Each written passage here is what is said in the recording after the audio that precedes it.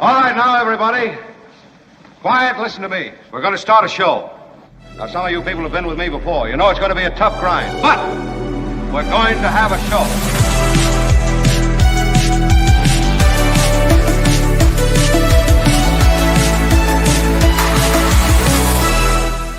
Thank you all. Oh, I'm overwhelmed and a bit humbled by your recorded applause. It is a pleasure to be with you on a Thursday that brings major issues to the fore. We will get to them in the minutes that follow. David Katz, the noted, former federal prosecutor, he will be here. He's now a defense attorney in Southern California. But when it comes to Pam Bondi, when it comes to what's legal on the streets of America, we will check off with David Katz, who can speak, I think, with some great credibility on these issues. In fact, there's a confirmation hearing going on around Emile Beauvais, who is Trump's personal attorney, and he is a nominee for a court appointment, and this is going to be critical. He's an election denier. He's a full-on a Trumpy, like the high priest of Trumpland, and we will get into a conversation around that. Also, happening at the same time is RFK Jr. I mean, I don't know what to say. He's replaced this vaccine board with staunch anti-vaxxers. We will have a big chunk of the show devoted to that, and just an evaluation of what's happening there at the CDC and at Health and Human Services. He is the secretary of it all, and he's part of this MAHA movement. You know, I think we didn't help ourselves so much with the COVID policies, the mandates, the requirements, the decisions made during the COVID pandemic that now have spilled over into animating an anti-vax movement that may undermine the health of America for generations. We will see. But we have today, I've got stuff from a couple of distinguished doctors in this field. In fact, I have a whole conversation with a massively qualified and truly decorated physician who worked at the CDC for almost 3 decades. He was there for 28 years. And we'll talk about the vaccine situation, what's happening at the CDC, and we'll also speak about the opioid crisis and how he sort of exposed a lot of the way that we've handled the opioid crisis in America as well. So again, that's all part of the conversation when it comes to American policy and American health policy around the CDC and now under the control of RFK Jr. Before I get into Pam Bondi, and she is in fiery testimony. I mean, it's contentious. I've watched a lot of it. Before I get into her back and forth and her latest denial, and it's sort of see no evil, hear no evil, her denial about masks being used by ICE agents. Again, these masks, I think, are used by, maybe it's ICE, maybe it's people deputized by ICE. I think they're vigilantes. They've employed a lot of all the vigilanteism that is in America, associated with the Proud Boys and the 3%ers, etc. I think they've let them suit up and do their bidding. There are reports of bail bondsmen going after people. Thank you. I mean, it's basically, let's get a posse and round up brown people at the car wash, at Home Depot, at Lowe's, at restaurants. So I'll get to her testimony in a minute. Thank you, Wes, for jumping into the super sticker scene. Our super stickers and super chats are live, of course. We're a live show. We come to you from the West Coast, but we love our East Coasters. The heat has broken on the East Coast, I think. Today's the day it breaks. So hope you guys can cool off. Tonight is our meetup, and it's our June swoon. And we will be swooning for 2 solid hours, starting at 6:30 tonight. There are no more spots available. What? Yeah, I know. Sold out. If you missed it, you missed it. What? I'm sorry. You've got to jump to get it. Everybody should have the link, and we'll talk to you tonight at 6:30. Before I get into the heavy stuff, I want you to see something. The Mark Thompson Show. So Kim is on the show. A lot of people ask me, why is Kim on the show? I still Really? don't get why Kim is on the show. What? Okay. What? Okay. All right then. Who is having that Whatever. conversation? And I say it's because of her wonderful family. I mean, That's why I'm on the show? I think exactly. That's why you're on the show. It's because of the wonderful Wow. family. Okay. I really think that Kim, and I don't see her day to day with her family, interacting with her family. Morning. But I do see the results of her interaction with her family, right? And I overhear little stuff. And her family's just magnificent. And so such obviously talented kids, like really, I'm expecting big things from them. And one of them, her older daughter, Julia, is in Europe with this, it's a music thing, right? She's a musician. It's the Santa Rosa Youth Orchestra. And it's so exciting and so wonderful. And she's how old? She's 15. 15. So what a great experience. And I told her, you need to bring something like a little trinket home for your little brother. Just, I'm thinking maybe nice. a pen or some just little thing that shows I was thinking about you when I was here. Right. So she sends me this picture. Which one do you want me to bring him, Mom? You can see these are windmills. One is the sex house windmill, and one is the marijuana coffee shop windmill. Cool. Yeah. Yeah. I'm like, no. She happened to be in a little store looking for, things. And I said, buy something for your brother. These are the options, apparently. The sex house or the pot house. I don't know. So I don't know if you can see it. One says sex house. The other does say coffee shop. But there's a big cannabis plant on the coffee shop. So yes. Neither of those. But if you had to choose one, which one would you choose? Oh, God, that's really difficult. Okay. Probably the pot house, I would think. Yes, the pot house. Do I need to? Come on. I mean, I'm not, I'm just saying. Where are my weed smokers Right. at? I'm just suggesting that. So she's going to bring. We could try ignoring it, sir. Maybe you should ignore it. Neither are the perfect gift for an 11-year-old, but, if push came to shove. Oh, my God. 11 years old. Yeah, you're right. Isn't that funny? Anybody been a weed? So, yeah, it looks as though, I hope she comes, you'll feel good if she just comes back with, one of those houses as opposed to like, hey, Mom, I got you a dime bag over in Amsterdam. Yeah. Can you just bring a pen that says Amsterdam? Can that be all? Yeah, can't we? What happened to the good old days? I remember in walking through Amsterdam, not that long ago, just a few years ago, and I don't smoke weed. I have the edibles going, which just because of lungs and throat and that kind of thing. Anyway, point is that I don't go into these coffee shops because they're all full of smoke, And when you walk along the canals of Amsterdam and you walk past one of these coffee shops, you smell. I mean, it's like Cheech and Chong, man. This smell of a wall of pot smoke is something that you walk through. It's pretty funny. Can you zoom in to those? Because Albert, I just noticed there's like a cute little dog in front of the sex house, but there's ladies in the window coming out of the sex house. Wow. Look at that. Yeah. With the bikinis and everything, or the I've bra never seen underwear. anything like it. Yeah, it's pretty. And then look above the coffee shop. There's 2 giant joints. That's true. There's a reason that this place is fun. Wow. Pretty great. Yeah, Kim, that's hilarious. That's a tough choice.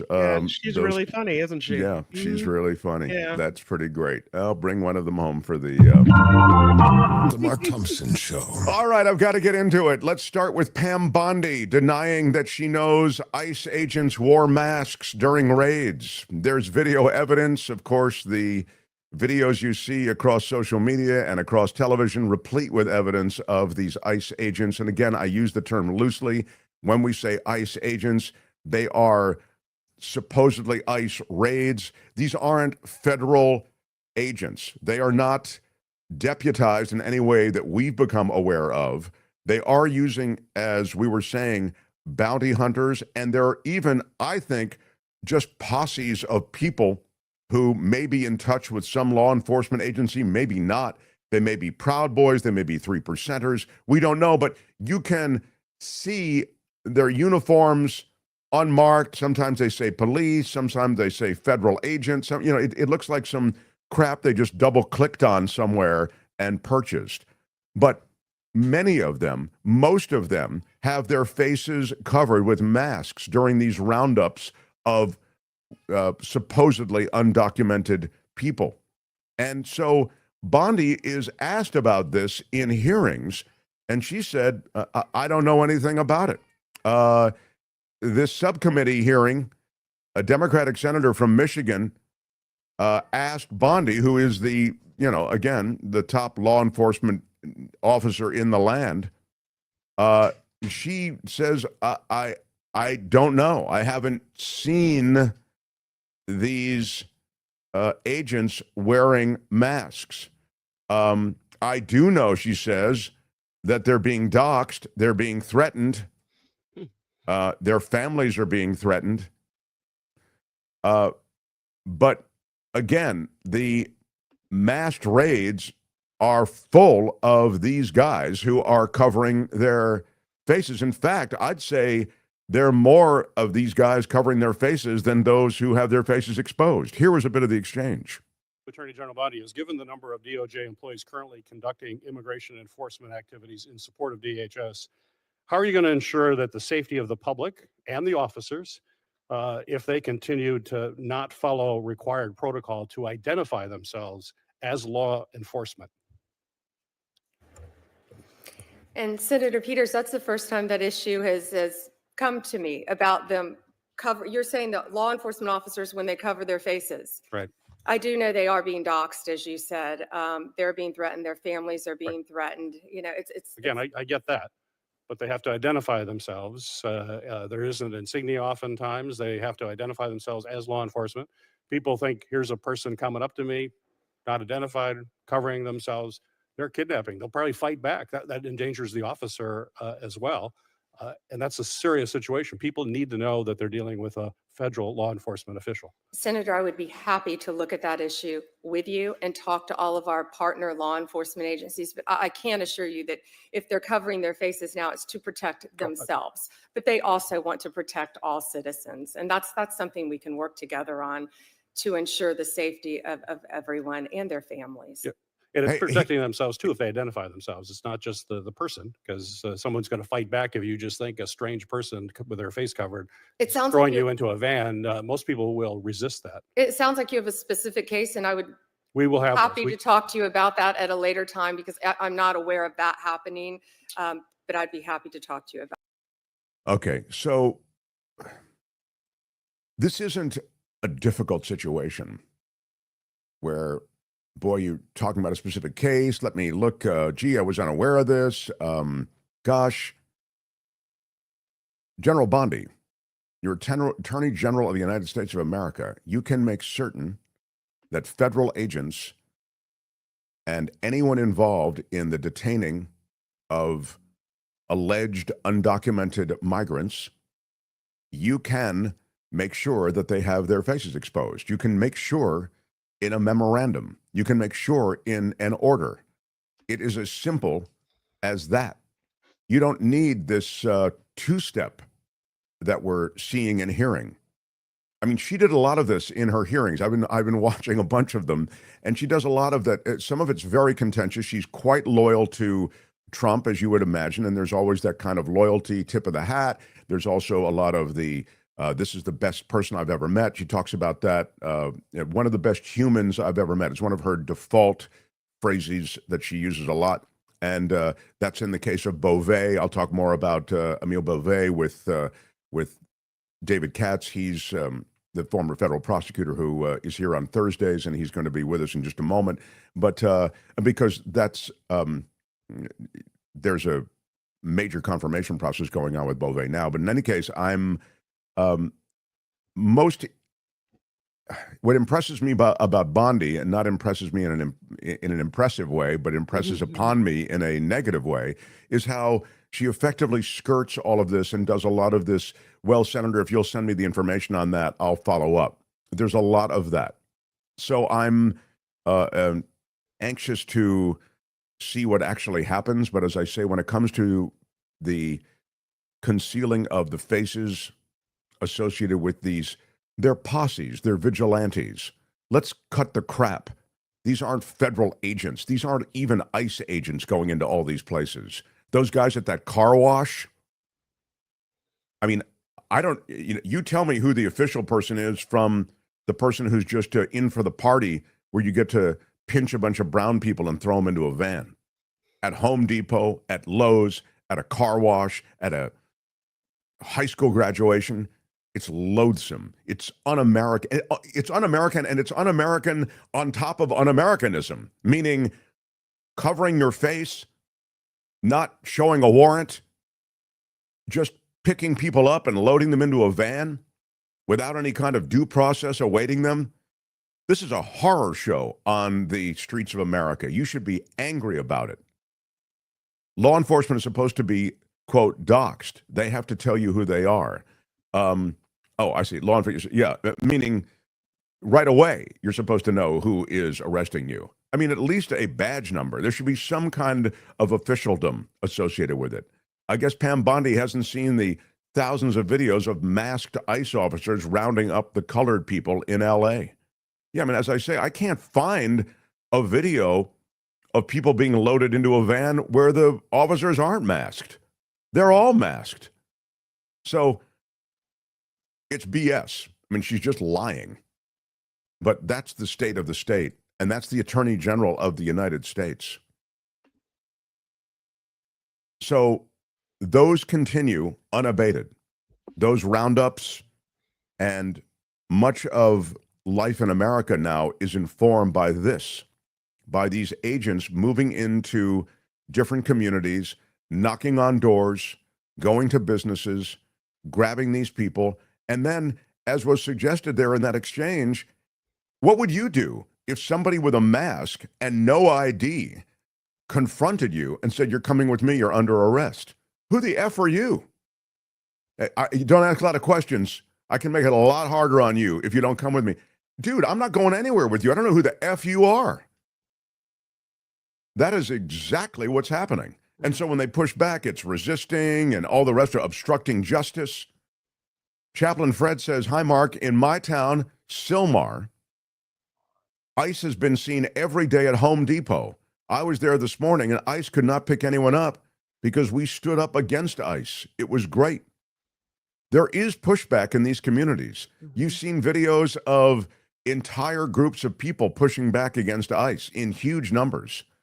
And again, when we say ICE, it's sort of now become a catch-all for either ICE, federal agents, or whatever law enforcement agency or posse. I mean, just group of dudes who want to get in the party or who want to collect a bounty for grabbing these Latinos is what they are.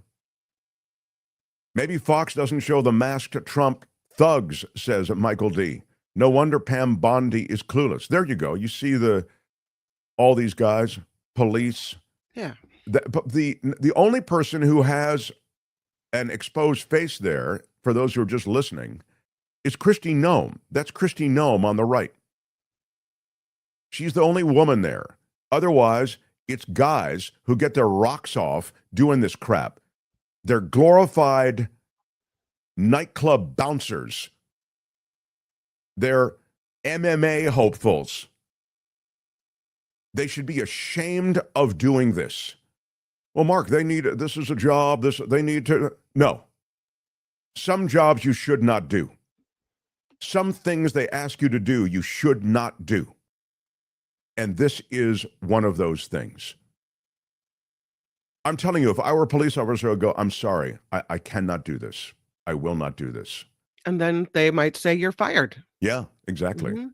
And then we'd have violating a direct order, and we'd have that conversation. I understand it's a tough thing to draw the line around, but you may just have to do it, especially if you're not a police officer. I believe most of these people who are involved in this stuff increasingly are not. I mean, I don't know what the numbers are, and we'll never know what the numbers are because it's completely hidden. Mm-hmm. This is a vigilanteism on a level we've never seen before since the KKK ran through the South. That's what this is. This is a glorified KKK. I thought we had a problem at the southern border. I get it. Many of you voted for Trump in MAGA land to handle the southern border problem. This isn't that. Immigration is multifaceted. There's the movement of immigrants into America. That's one facet. And then it's the role that immigrants play in American society, culture, and the economy. That's another facet. And what you're seeing is the latter being handled in this wanton, aggressive manner by Stephen Miller's thugs. That's the latest on Pam Bondi, at least as far as that's concerned. The Mark Thompson Show. Deny, delay, and deflect is what people are saying. They are kidnapping people. I agree. Thank you, Vilma. I mean, I really agree. I think this really is a kind of kidnapping. I have a whole conversation around RFK Jr. I'll get to it in a moment. I wanted to play you a bit of the let's go to the video of Donald Trump handling a question during the NATO back and forth. He was asked about ending the war in Ukraine and the promise he'd made to end the war and all conflict worldwide right away. You know, I'm going to get in, we don't even have to work through lunch. I'll have all of these wars wrapped up. Albert, play a little bit of that, if you would, please. This is I give this reporter credit, by the way, for asking this question of Trump. Said that you would end the Ukraine war in 24 hours. You later said that sarcastically. Well, of course it was sarcastic. But you've now been in office for 5 months and 5 days. Why have you not been able to end the Ukraine war? Because it's more difficult than people would have any idea. Vladimir Putin has been more difficult. Frankly, I had some problems with Zelensky. You may have read about him. And it's been more difficult than other wars. I mean, look, we just ended a war in 12 days. Yeah, there you go. So it's a little harder than, and by the way, was there any note of sarcasm in the a little harder than I thought it was going to be. On the stump when he said, "I'll end the war in 24 hours." Is that really sarcastic? I didn't catch the sarcasm, but you know, maybe I'm not tuned in. The other thing I wanted to play from the NATO back and forth was something I wanted to share with you yesterday, and it's just the way, again, we talked about the lavishing of praise upon Trump, and he, as you know, made a lot of headlines worldwide because he dropped an F-bomb saying, you know, these countries, Iran and Israel, don't know what the F they're doing. They've been fighting for so long. And these were the comments of the NATO head. They've had it. They've had a big fight, like two kids in a schoolyard. You know, they fight like hell. You can't stop them. Let them fight for about 2-3 minutes. Then it's easier to stop them. And then Daddy has to sometimes use strong language. You have to use strong language. Every once in a while, you have to use a certain word. Yeah, so, you know, he made some... Daddy needs to come in and use strong language. Use strong language. So... You know, that was the end of what was really something of a victory lap that Trump was taking, and he was allowed to take it from the NATO countries who are desperate to keep America in NATO, and now Trump seems wedded to the notion of staying in NATO as well. As you are well aware, in his first term, he was talking about leaving NATO. So I'm on the level of damage to the Iran nuclear program. Just to quickly put a button on that, Trump and Hegseth both admitting doubts about the level of damage to the nuclear sites. Trump and Hegseth saying there is some doubt, but that the intelligence is inconclusive. And so for that reason, we're kind of waiting to see. The intelligence was very inconclusive, Trump said to journalists. The intelligence says we don't know. It could have been very severe.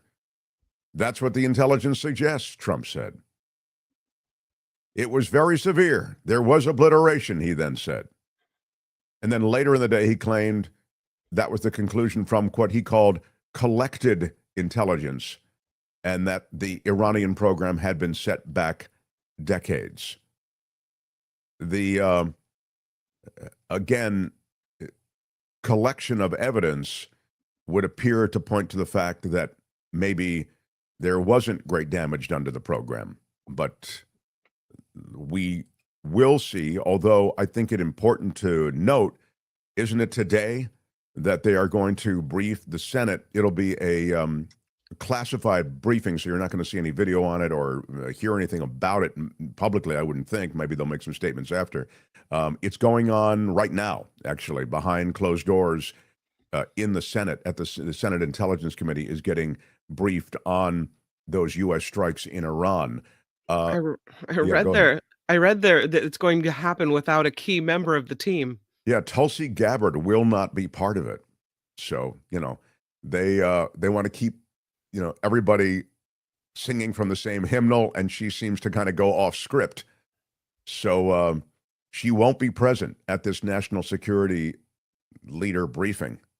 If you lie at a hearing, a congressional hearing, is that like committing perjury in court? Are they sworn in? Like, do they have to tell the truth? That's a good question. I think the answer, I don't think there's a swearing in at a briefing. Okay. Yeah.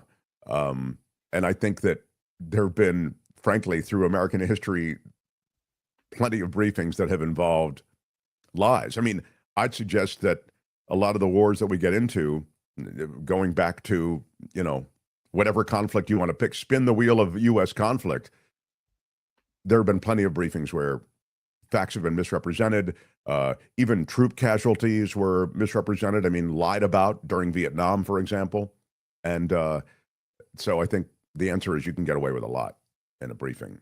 But it's interesting that they, notwithstanding that, didn't want Tulsi Gabbard there because she was early on saying, they weren't close to getting a nuclear weapon.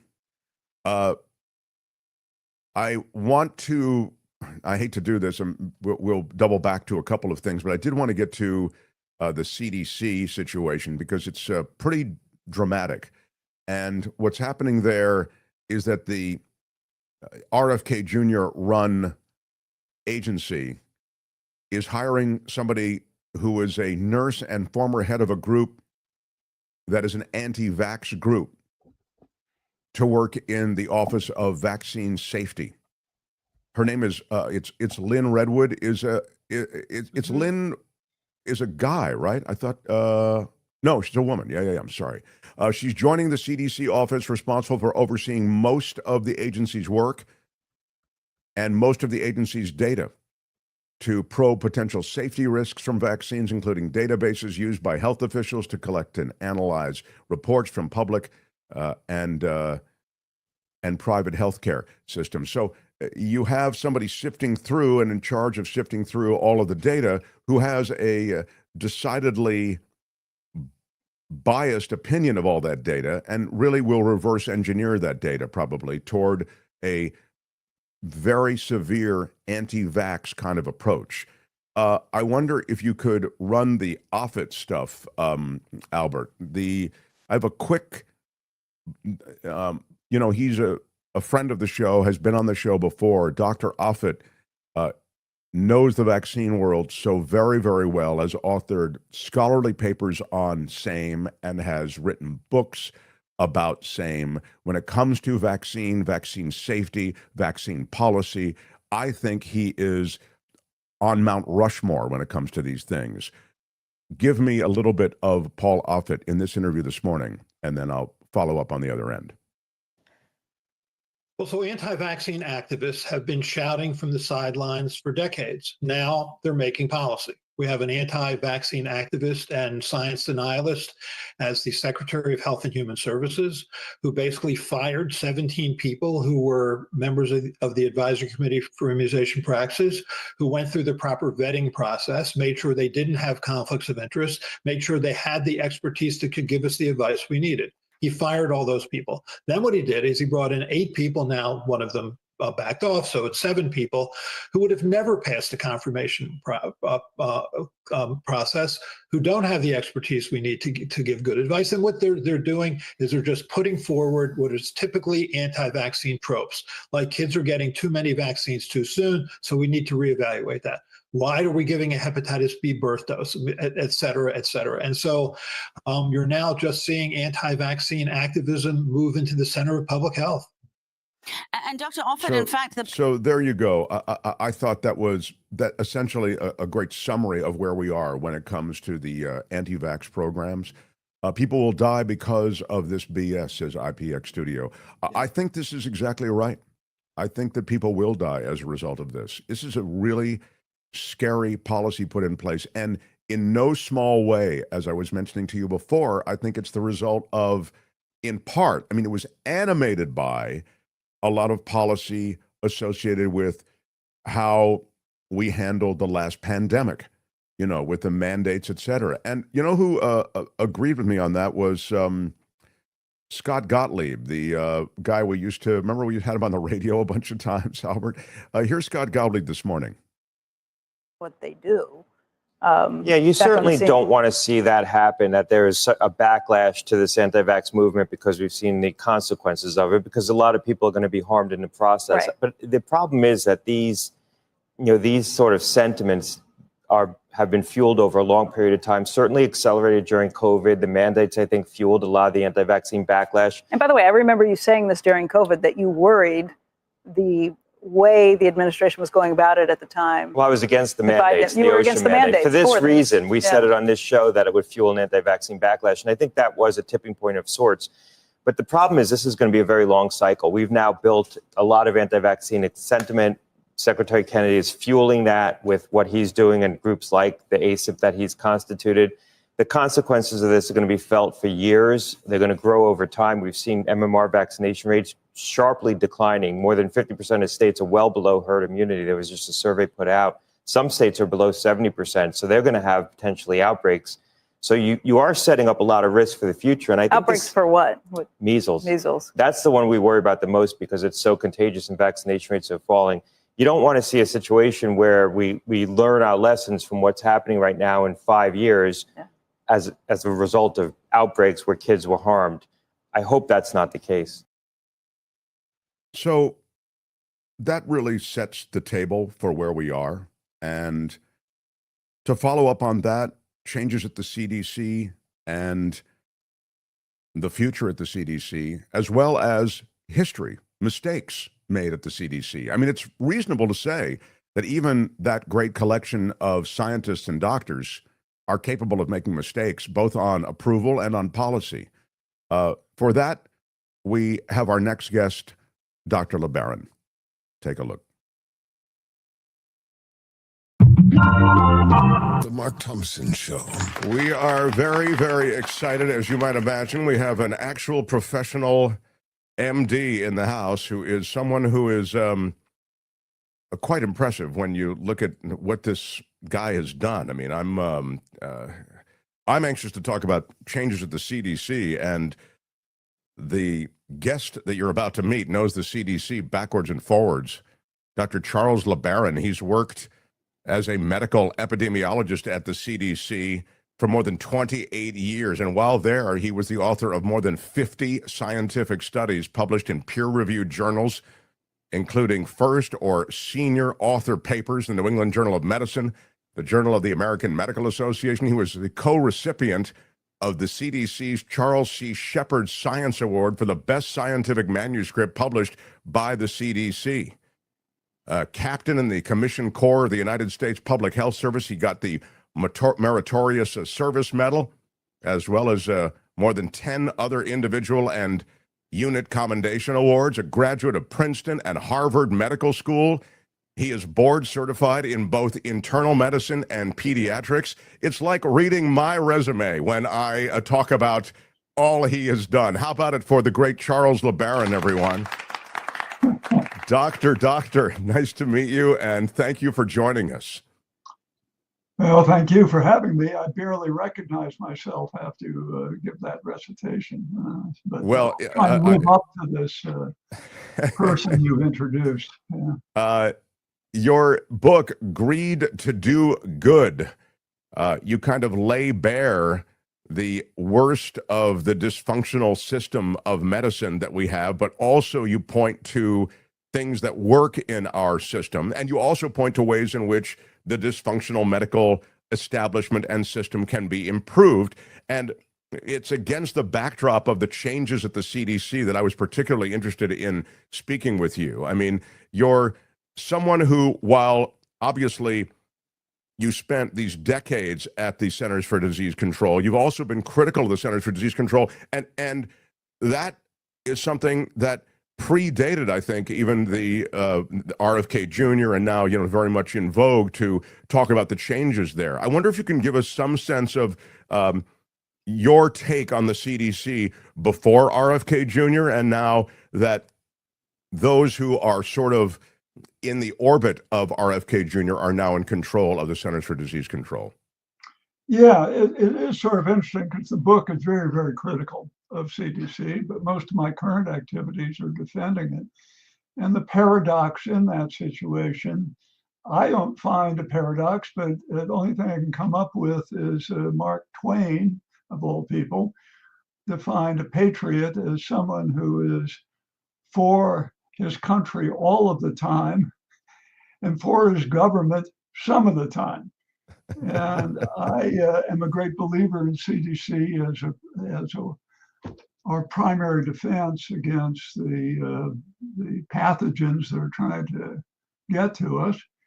But that doesn't mean that it's infallible. And in some cases, it's made some pretty dire mistakes. And in the case of opioids, in my view, it initially made some pretty bad mistakes. I wrote a book about it. In terms of the current situation, I feel that the institution itself is under attack. And it's, in a sense, a person, say a Marine Corps person who fought and complains a lot about how the battle was fought. But then if someone tries to say we need to disassemble the Marine Corps, it would come to its defense. And that's basically my situation. I think the CDC is under attack as an entity and very much needs to be defended. However, its actions need to be put under the same microscope that you would under any other governmental agency. And that's why I did my book. But its defense as an institution is what I'm doing now. Yeah, I think that's really what makes you such an interesting person to speak with, because you have been critical, you've been openly critical about mistakes made, and you wrote a book, as you say, Greed to Do Good. And now you're defending the the dismantling in some ways of the CDC. I mean, I thought always, and please, you can give me some coherence on this. I always thought the CDC was where some of the great medical scientists all had an opportunity to improve the science they were working on, to share a lot of the research that they had been doing, and to move medical science forward. Isn't that the idea behind the institution? Well, that's certainly the idea. And furthermore, to put all those advances to use. We're very much, in its ideal state at least, institution that's supposed to not just think great thoughts, but see if the great thoughts can benefit anybody. And in the ultimate test is, did more people come out ahead or come out behind? And in a sense, in the book, and as well as in the critique that I give to the current situation, is people often are seduced by their own theories, and the outcomes they become in a sense oblivious to the outcomes. And I think that was the case with opioids, which is the subject of the book, and I'm very critical of how CDC proceeded. Let's spend a second on that, not to interrupt you, but let's just spend a second on that, and then we'll get to vaccines and what's going on there now, and tell me how it's changing. Good. So you were critical of the CDC around opioids. Why and how?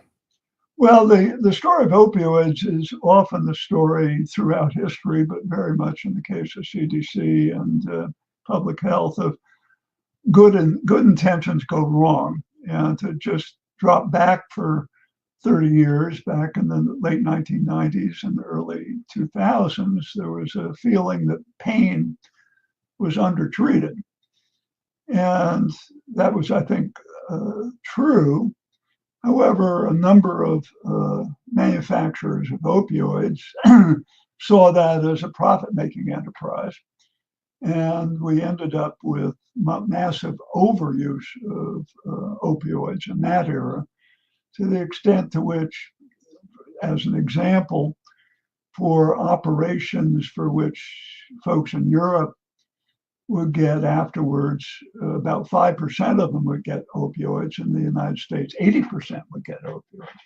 Matter of fact, post-op, in certain cases, people who didn't even have pain were getting opioids. So there was, in a sense, massive overprescription of it.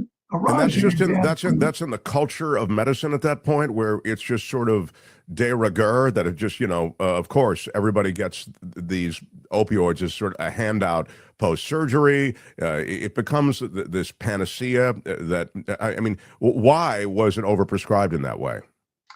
Well, there was this thinking that no one should be in pain. Now, it's hard to disagree with that.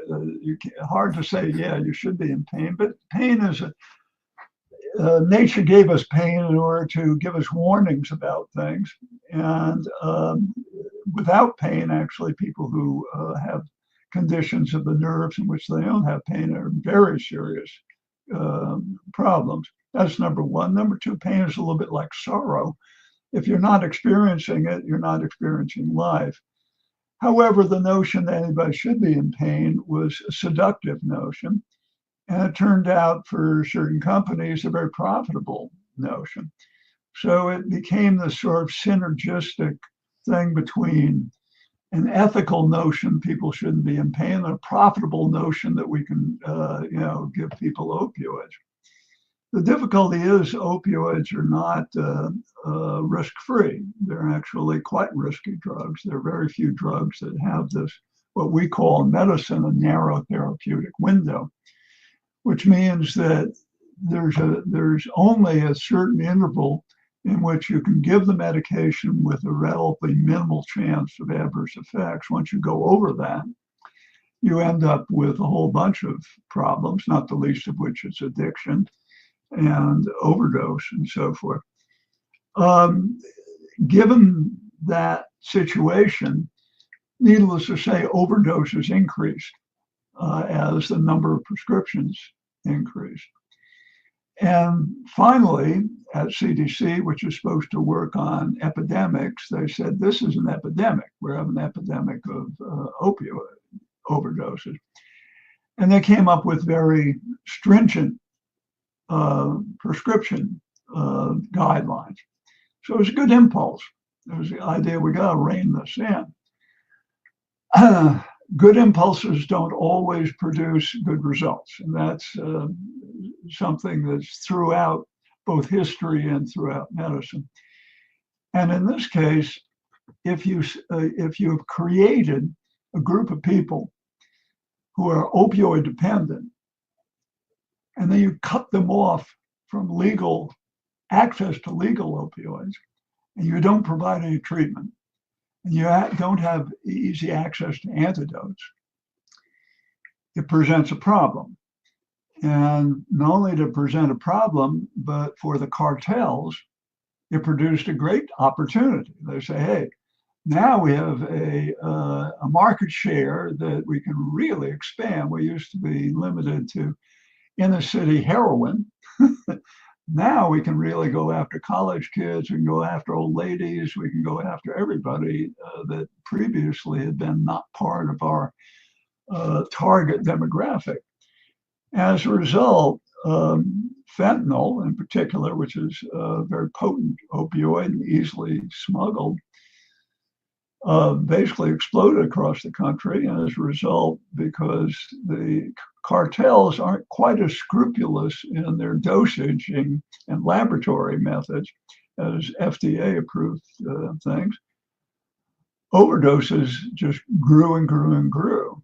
And it's a paradox that a good intention by CDC to restrict prescription opioids had the unintended consequence, but really explosive consequence, of producing double number of overdose deaths. And in a sense, there's no dishonor in any situation in public health where you come up with a plausible approach and you implement it. Where dishonor comes in is what Winston Churchill said. He said, no matter how beautiful the strategy, one should always occasionally consult the results. And in the case of CDC, rather than consulting the results, they became enamored of the notion that we have to restrict prescriptions. And it took them a long time. It took them about 5 years to finally say, all we're doing is driving people into the illicit area. And we got to fall back a little bit on the draconian restrictions on prescriptions and emphasize antidotes and treatment a little bit more. I don't want to spend all our time, which is limited, on this, but it is intriguing because as I read about this through the, this long period of time that we've been wrestling with this problem in this country and beyond, I was reading about those things that were quite effective in attacking pain, ibuprofen, Tylenol, these things that had apparently as good a track record in treating a patient's pain as did opioids. Is that really true? I mean, that stuff these opioids are so powerful. I can't believe that they're no more powerful than extra strength Tylenol in treating my pain. Well, number one, there are a number of studies that indicate for almost all pain that most people experience, there is no need for opioids. If you have a wisdom tooth removed, Tylenol or Advil or any of the relatively available medications that don't require prescription are equally effective. Where opioids are necessary is when you're dealing with either extremely severe pain, let's say you're going to have a major operation, you're going to need something stronger because the Advil group and the Tylenol group have a ceiling on what they can do. And so that in most cases, opioids aren't needed. But in the case of the early 2000s and all the way into the 2010s, they were much overprescribed for conditions for which, exactly as you're saying, normal over-the-counter medications work fine. So now I hate to pivot. I mean, it's there in the book, Greed to Do Good, the untold story of the CDC's disastrous war on opioids. So here you are, critical of the CDC, and now you're closing ranks with the CDC to defend the CDC against some of the most recent criticism. The recent criticism that I'm aware of comes from RFK Jr., the anti-vax community, and the idea somehow that the CDC is dispensing a poison, I'll just put it that way, that has ill effects and disastrous effects potentially on the American population, and they want to dismantle that thing that has produced that. Can you speak to that characterization? Well, I can certainly speak to that characterization because I disagree with it entirely. The paradox on opioids, incidentally, is that the CDC finally got its act together on that. And as a result, in the past year, in 2024, and actually in a part of 2023, for the first time in 33 years, there was a reduction in the number of overdose deaths, and it was a fairly dramatic more than 1/4 of the number of deaths were reduced. And that was the result of changing CDC strategy on this issue? It's a complicated issue, and I don't want to attribute all sorts of miraculous actions to CDC, but I will say that there were at least a couple of things that were done which had major effects on that. One is CDC relaxed its prescription limitations. And two, what was very important is a mass distribution of the antidote. Now, if you have a mass poisoning, which we really had, 100,000 deaths a year, which is 1 million deaths since the year 2000, and a projected more than 1 million deaths in the upcoming decade. If you're running 100,000 deaths a year, it's not tough to get to a million deaths in less than a decade, particularly if the rate is going higher and higher. And if you have a mass poisoning, what would be the first thing you'd say?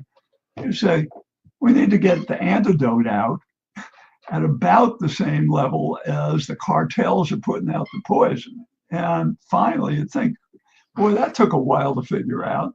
Why did that take a while? Well, I'm not going to justify that it took a while. But finally, figured that one out.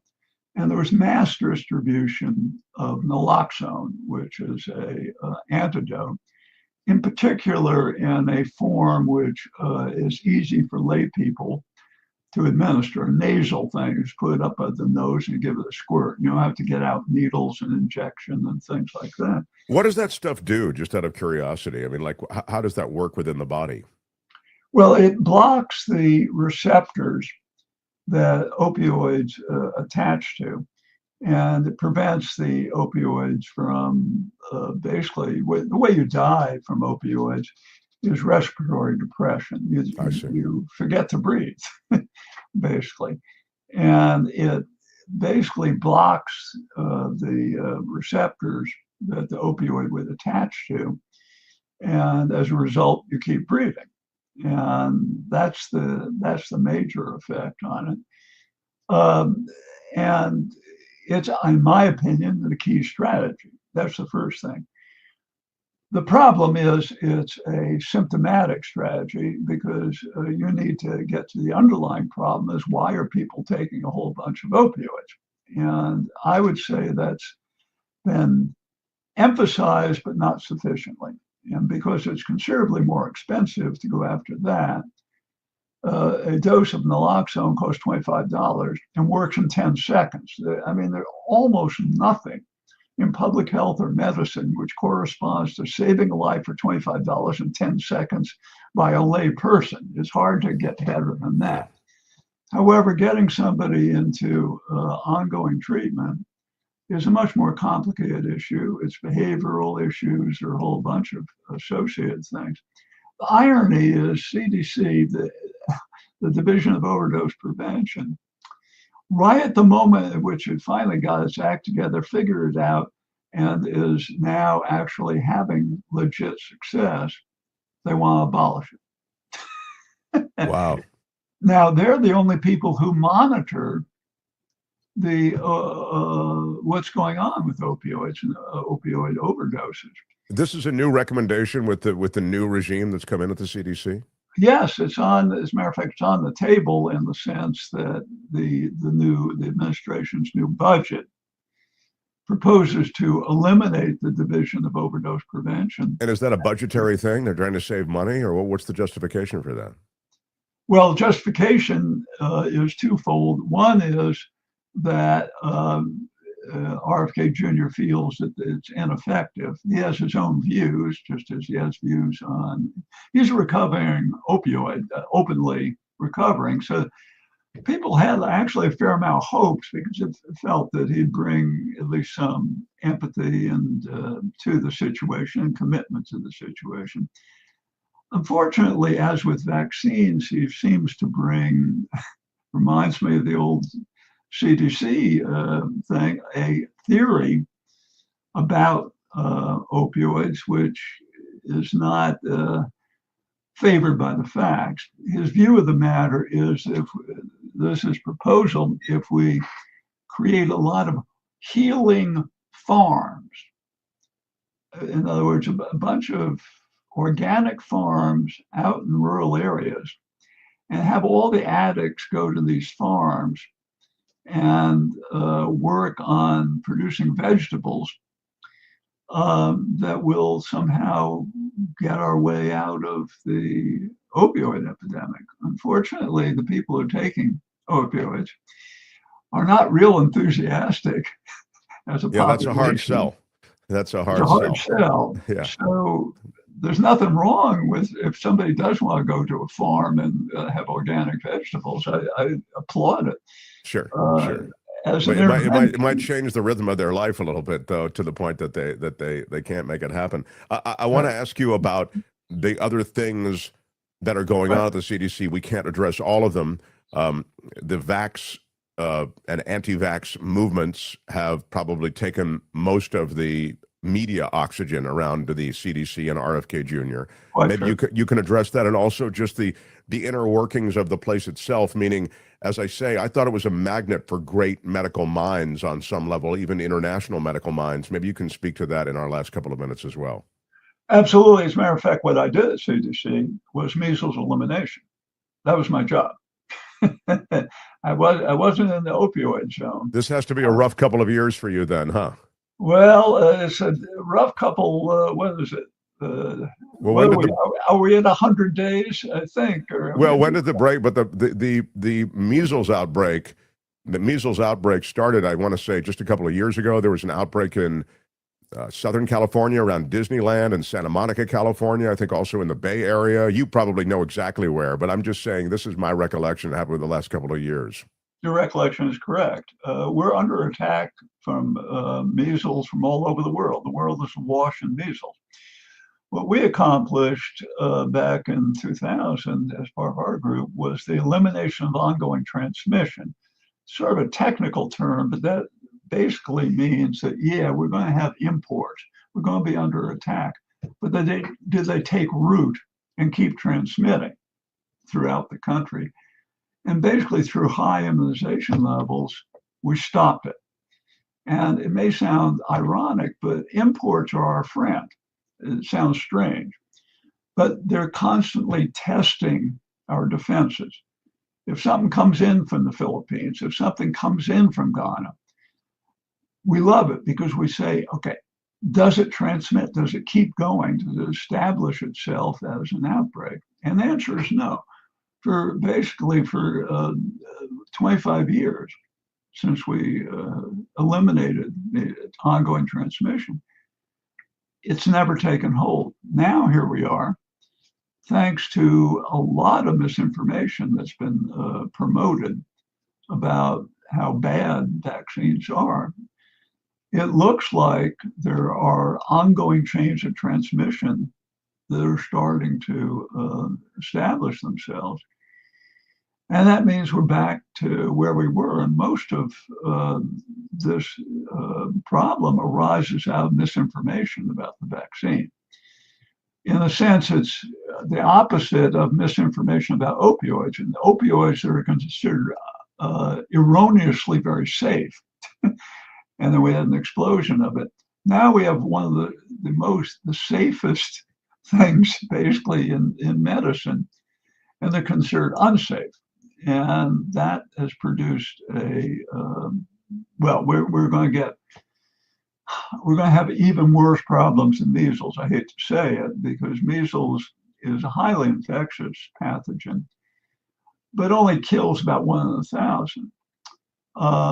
Once we indicate the vaccine, it's the early warning system on the vaccine preventable diseases. It's telling us that other diseases are en route, and they kill much higher proportion of people. This is our chance to do something right, and instead, unfortunately, with the person who's in charge now, we're probably going to do something that's wrong. Are other countries and residents of other countries safe, and Americans now are exposed because of changing policies at the CDC? Well, we are an example to the rest of the world. That may sound strange in some ways, because we certainly consider ourselves often very astray from the truth, but we actually are an example in public health. And the more you're saying we're a positive example, is what your point is, typically. Yeah. But might the European Union, given the fact that we're going to, we've taken one step forward and 3 steps back maybe now, might the European Union be more of a guiding light? Will those residents, just to play out the question about an epidemic or pandemic, will they be safer because they have essentially people in charge of their public health who have their act together more than we do? They're less subject to the kind of vaccine misinformation than we are, because there seems to be a greater degree of trust. Right now, I would say that it's really testimony in some ways to a process which I don't thoroughly understand. But if you go back 20 years, when I was starting to work at CDC, the level of trust of what CDC had to say was very high. It was among the highest in the nation among agencies. It was up in the 80 or 90%. It's very low now. And the process that diminished its level of trust is not one I fully understand, but the COVID situation certainly created a politicized environment around public health, which accounts for some of it. But other part of it is what I was discussing with opioids, that once you are undermined trust in one area, there's a tendency to distrust in other areas as well. And reestablishing that trust is going to be very important. If we're going to be able to do it in the current environment, it's going to be very hard, I think. Yeah, it does feel like an uphill climb. And across the board, frankly, a lot of the faith we've had in government and the honesty of government, it just seems to be undermined all at one time. This erosion in faith may have taken place over the years, but there is a giant step that we've taken toward skepticism about what we're hearing from government. And so that spills over to the CDC. And as you say, this disinformation, the questions about vaccine, the misinformation I see even on our platform, YouTube, I saw all through the pandemic, all of these different claims, that masqueraded as science. And then you'd see scientists having to knock them down. Those were compelling videos also, where they, almost point by point, the realities and truths about science are brought to light.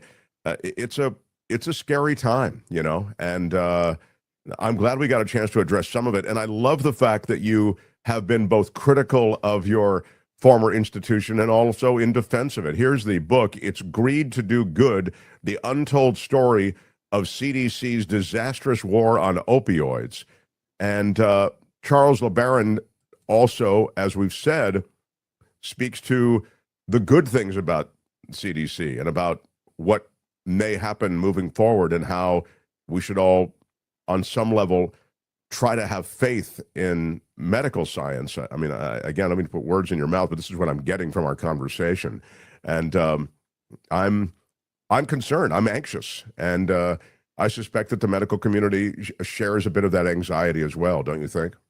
I think so. And they'll apply Ronald Reagan's thing, trust but verify. You should ask us, okay, we're going to trust you, but we want to see, the data. And we should apply that to people in charge of us as well. Yeah, indeed. That's well said. What a pleasure to talk to you. What a pleasure to meet you. And we'll have a link to your book so that maybe some of your thoughts that you've put down in this latest work get out there to our audience who want to follow up. So thank you so much, Doctor. Maybe it's the first of many conversations in the next couple of years. I'd love to have you visit again. Very good, Mark. All right. All the best, my friend. Yeah. The Mark Thompson Show.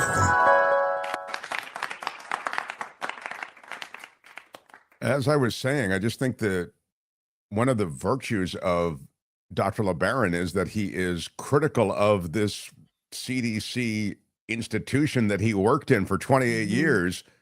And now he's defending this institution. So, it's not like he's a blind loyalist when it comes to defending the CDC. He's been really critical of them. So I think that's, again, one of the interesting things about him.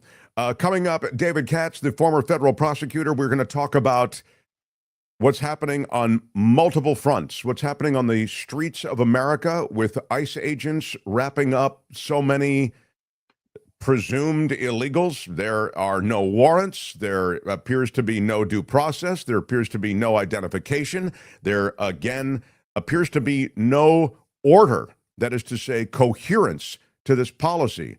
It reminds me a lot, and I know many may feel as though it is an exaggeration, but the KKK, they wore hoods for a reason. They didn't want their identities known.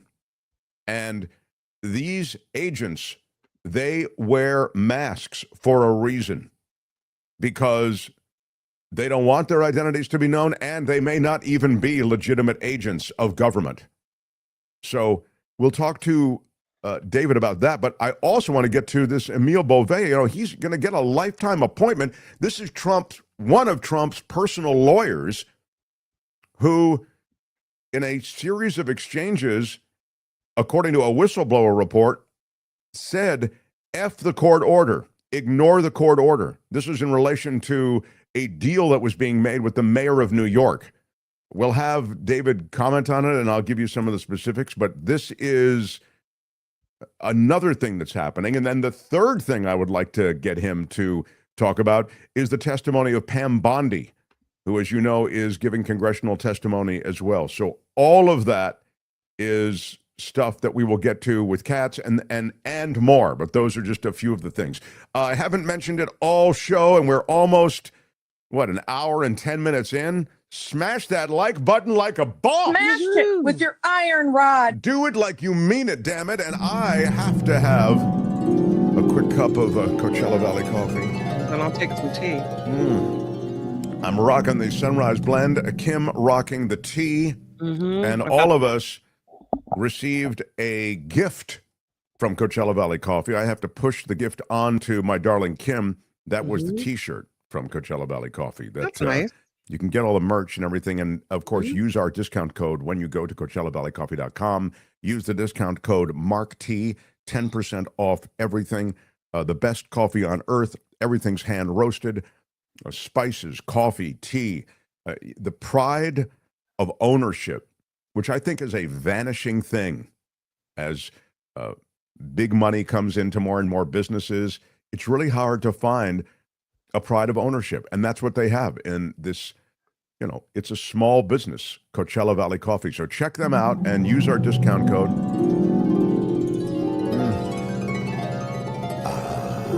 So delicious. CoachellaValleyCoffee.com. All right, Kim, if you have nothing, Albert, if you have nothing, I'm going to move on to the distinguished legal counsel. Can I do it? All rise. All right. Oh. All rise for the distinguished one. The Mark Thompson Show. Yes, all rise for the former federal prosecutor, now a defense attorney in Southern California, one of the great legal analysts across the English-speaking world. You hear him on London radio, see him on London television. You also hear and see him across America on News Nation, on Fox News Channel, and even off across the Pacific into Australia and New Zealand. He is one of the more coveted analysts in all of legal analysis, David Katz. Great to be with you. David, I am so anxious to jump into a lot of what's going on, and a lot of it is going on Capitol Hill. I'm thinking of the Emile Beauvais. David, do me a favor. Take your camera, take the, what is that, the laptop or something, and just move it down a little bit. You see what I'm talking about, Albert? Where he just looks too much headroom there? Let's see if I can do something. No, you're fine. You don't need to. I probably have created a monster here. What I mean is just move the You see how there's so much room above your head. I just want people to. Yeah, if you could just tilt it down a little bit. That's it. Tilt it down. That's the word I was looking for. Great. Is that yes, better? yes. You see how that looks a little bit better? Albert, are you happy with that? Yeah, it looks great. All right. Okay. Albert, thank you. All right. Thank you, Albert. David Katz, you're so distinguished in your analysis, and you bring such a rich history of work in the federal government as a lawyer. And I'm wondering if you can speak to what's happening with this Emile Beauvais. Emile Beauvais was a Trump attorney, one of his personal attorneys. He's an election denier. I just want to say, I mean, so he's really a staunch Trumpist. And now he is being considered for a lifetime appointment to a federal appeals court. He's going through a process. This is a confirmation process during which he is going through back and forths in the Senate. And one of the things that is being talked about, and I actually want you to see a bit of what Adam Schiff and he were speaking about. One of the things that's being talked about is a desire on his part to make a deal, essentially, with the mayor of New York, a quid pro quo. You do this and we'll do that. We'll drop federal charges if you'll open, essentially, the gates of New York to our immigration policy and not get in the way of our ICE agents. Play a little bit for David, if you would. Can I say one thing to help introduce it? Mark, can Please, I say one thing to help introduce it? People who don't watch the show or watch me every Thursday, I worked in the U.S. Attorney's Office with Adam Schiff. I've watched his career ever since the late 80s. I'm a huge admirer of his, and this is one of his masterpieces of interrogation and colloquy. Go ahead. Repeatedly urging what amounted to a quid pro quo that you admonished one of the lawyers in the room to stop taking notes. Is that true? I don't believe I instructed that attorney to stop taking notes. I did remark on the fact that he was taking extensive notes, yes. And why did it concern you that he was taking notes of that meeting? Because at that point in the meeting, we were discussing who was responsible for media leaks, and I was making the point that only the prosecutors had created an extensive record that could support detailed leaks. And you were concerned, were you, that information about this potential quid pro quo might become public? Was that the concern? I've explained that there was no quid pro quo. Will you provide the notes of that meeting, which you, according to the U.S. attorney, instructed be collected at the end of the meeting? I think a member of my staff may have given that instruction outside my presence, and I defer to the committee and the executive branch on records requests and how those should be handled. Well, I would request that we seek these records, which go to the truthfulness or lack of truthfulness of this witness. There's a reason why, if I may, my colleagues have gone over at least as much as this. There must be a reason why prosecutors quit rather than following orders from you they considered unethical. There must be a reason why prosecutors complained about you in your own office, why defense attorneys complained about you in your own office, why the judge in the case involving the dismissal of the charges in New York said everything here smacks of a bargain.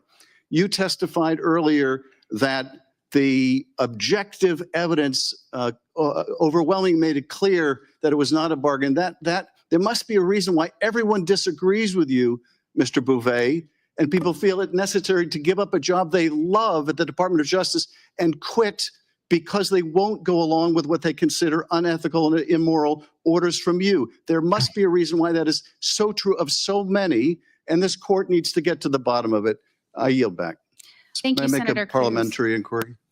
Yeah. So, David, I wonder if you can, of course, remark on that, but talk about the quid pro quo, maybe. And I just wanted to fill in that detail. They keep talking about the quid pro quo. That's this for that. You do this, and we'll do that. Well, there are kind of two quid pro quos, right? First, you get into Mayor Adams, who is the sitting mayor of New York. He seems to have almost no chance of getting reelected right now. It looks like he'll run again, but this fellow, Mr. Mamdani, the socialist in New York, who, by the way, if you want to discount anything I say about him, he and I went to the same high school, the Bronx High School of Science. So I'm a huge fan of Mamdani, who won this really earth-shattering victory. I'd love over to talk to you Cuomo more there. about that. He's an intriguing guy, but go He ahead. really is an This intriguing is the guy, mayor of New very York young you're and seeing a dynamic. picture of right now. You're seeing a picture of Very the young current and mayor. dynamic. Yeah. So anyway, we'll get back to Adams. So Adams wins the mayoralty. Before that, he's the Brooklyn borough president. So the indictment against him is that he traded favors, that Mayor Adams, when he was Brooklyn borough president, that he traded favors with the Turkish government in exchange for first-class airfare, all kinds of perks and things that he got from the Turkish government in exchange for him putting pressure on the fire department to green light a consulate in New York City that Turkey wanted to open. He was indicted on those charges, and those charges were pending as of the time Trump comes into office. Mayor Adams fashions himself as a big fan of Trump, someone who wants to talk to Trump, someone who wants to help Trump, sick ICE agents on people in New York City, something that Adams and the administration there in New York City had not done before. They'd resisted doing anything like that, as they had mainly around the country not allowed these ICE agents to be sicked on poor working people at car washes and nannies and so forth. But now he shows a receptivity to that, and he says that he's being really singled out for these corruption charges in federal court because he opposed Biden and the Biden administration on the migrants who went to New York. Supposedly, he told Biden it was a bad idea, stop sending these migrants. New York City couldn't afford it. And his story is that he was retaliated against. If that's really a story, you can go present that in federal court and say that you were selectively prosecuted. All of a sudden, Beauvais shows great interest, as does Trump, in this story, and decides that they're going to dismiss the charges. Now, they want to hold this sword of Damocles over the head of the sitting mayor by dismissing the case without prejudice, which means that they could always refile it. They could keep him dangling on tenterhooks. So the prosecutors who were bringing that case against Mayor Adams that hadn't gone to trial yet quit one after the other. They said, I'm not signing this. I'm not doing anything like this. It's a little bit like what happened out here in Los Angeles, just to bring it a little closer to home, with a police officer who was found guilty by a jury. And then there were 3 or 4 prosecutors out here in my old office, Adam Schiff's old office, the Central District of New York. This has become a thing in both of those districts. It was a thing out here in this district.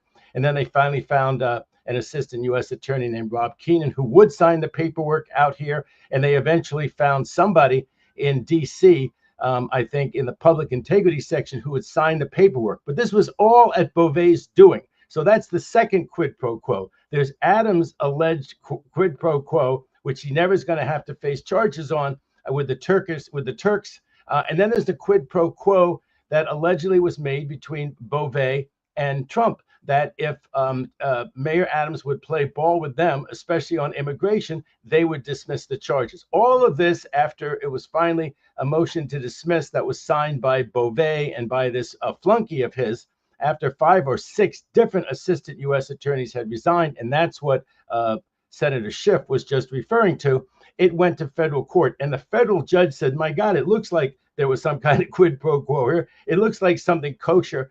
This looks like this whole thing wasn't kosher, but what power do I have with the separation of powers? I'm a judge.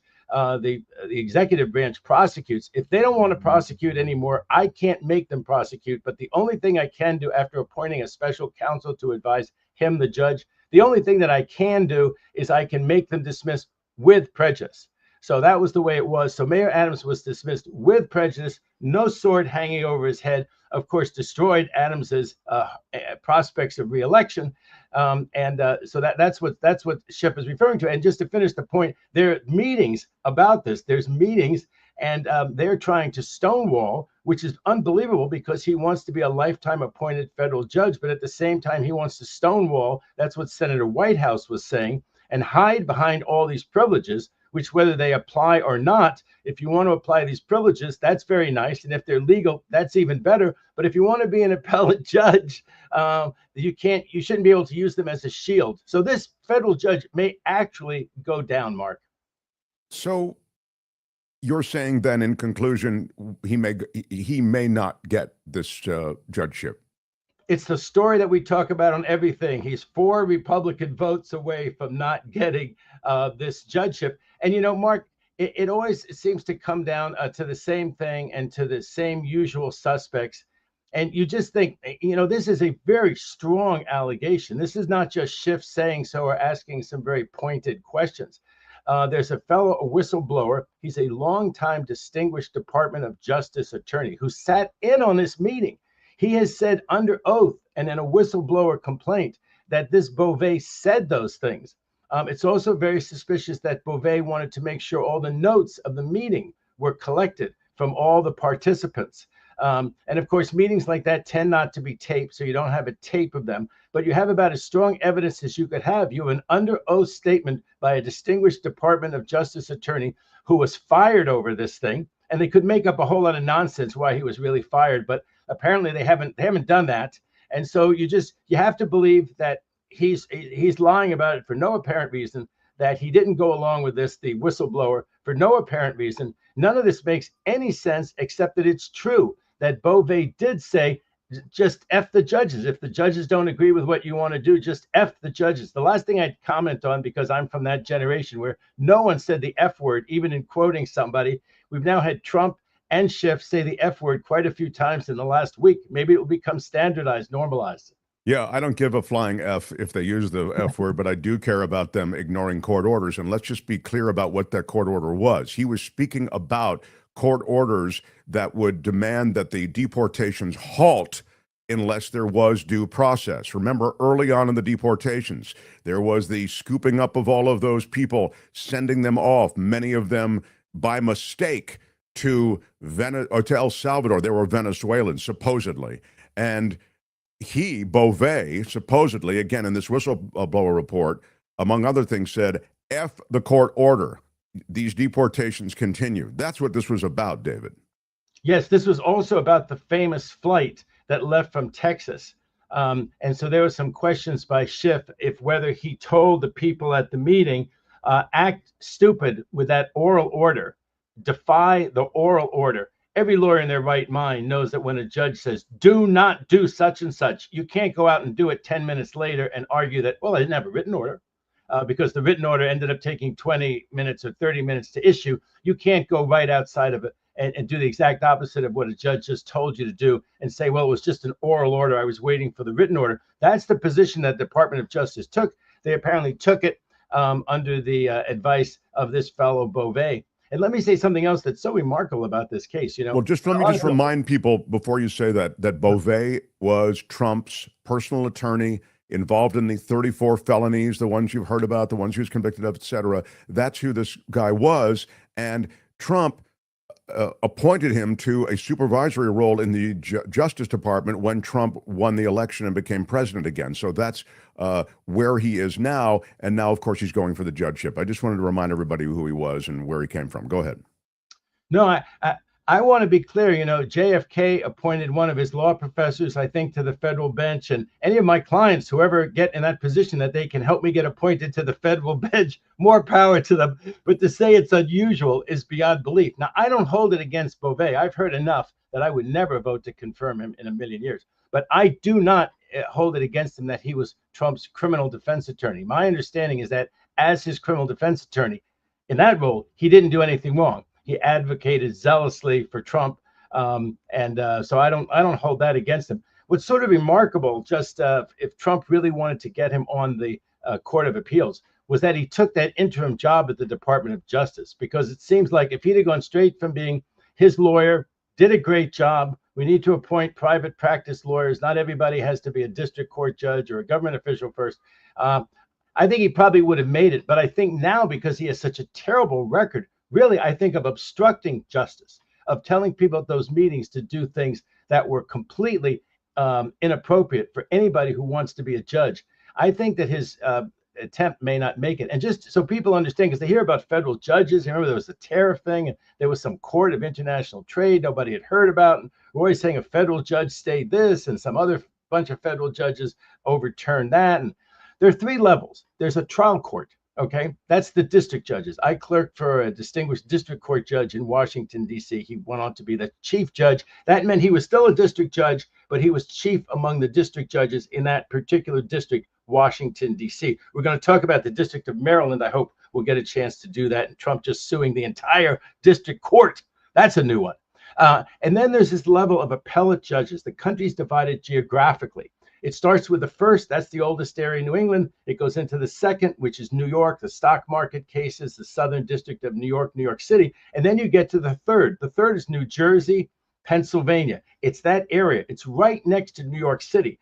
For all I know, Beauvais, lives right there in New Jersey across the river from the Second Circuit because he was an assistant U.S. attorney before he was the criminal defense attorney for Trump. He was an assistant U.S. attorney, the same job I had, same job Schiff had in New York City. So he does have that in his background. That's why I say I think he would have made it as a federal appellate judge. The Third Circuit has two really interesting people who've served on it. One was Trump's sister. I don't know if you remember that fiasco, and she eventually had to resign when the niece started to write these things about what happened with the estate, how come I didn't get my money, claimed she was swindled by a bunch of people, including Trump and the Third Circuit judge. So there would have been a judicial inquiry, which she, the judge, Trump's sister, curtailed by resigning from the bench, the Third Circuit. And the other famous person that we associate with the Third Circuit is Alito. And of course, that's one of the fears with Beauvais, that these appellate courts can be feeders to the U.S. Supreme Court. And as much as loose cannon down there in Southern Florida is lusting for that job, she ain't getting it. If Beauvais somehow gets on the Third Circuit, he's fairly young. People think that toward the end of the term, either Alito or Thomas would resign if they have a Republican majority, and they'd make way for U.S. Supreme Court Justice Beauvais.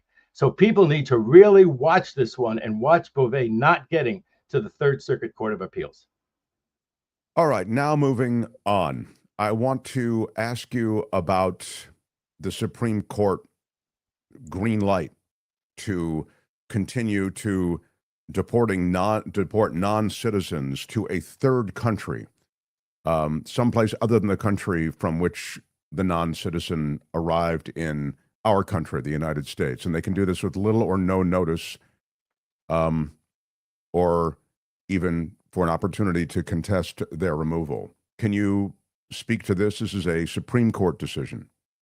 Right. Well, this was another 6-3, what we've gotten used to with the U.S. Supreme Court. Supposedly, it doesn't decide the merits, as I understand it. This case arrived in the posture that these people were saying, in the interim, give me some relief. In the interim, don't send me to South Sudan. My understanding is that the flight landed in some kind of a base, and then from the U.S. military base in South Sudan, they're supposed to go to some South Sudan hellhole, one of them to rival the one in El Salvador, that hellhole that we paid $6 million so that the world's coolest dictator, in his own description, would treat these people terribly down there. This is part of Trump's, just to digress for a second, this is part of Trump's cruelty. This is part of Trump wanting people to know this. The first term, it was you'll be separated from your children, and it'll be awful if you come here. Be deterred.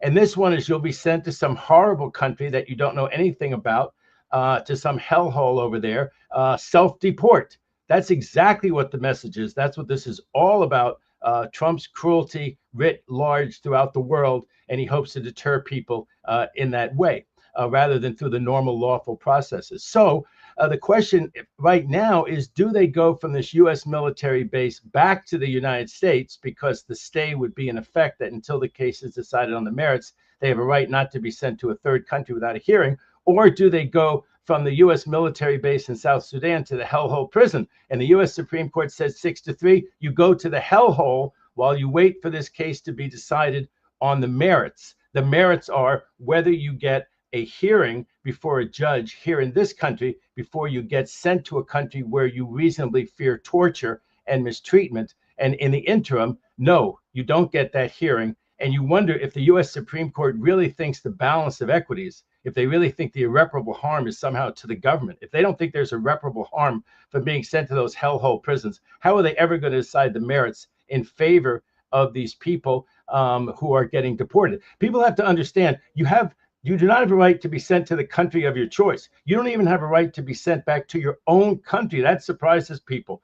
But you do have a right not to be sent to a place where you'll be tortured, okay, or where your rights will be violated beyond your rights of being detained there, probably. But it's like a torture thing. It's like a mistreatment thing, and you have a right to go in front of the judge and say they have a record of torturing people. Don't send me to South Sudan. There's a civil war going on there. How are they going to protect me in custody? They can't protect their own people from anything. I'm going to be just killed along with everybody else if you send me to this hellhole country. Look at the civil war they're having. So far, these people have not had a right to present that to a judge. The merits of the case are whether they have a right to present that to a judge, not a jury, but a judge on an expedited basis before they get sent to places like South Sudan. And the answer is right now, 6-3 from the U.S. Supreme Court. No, they don't get that interim relief.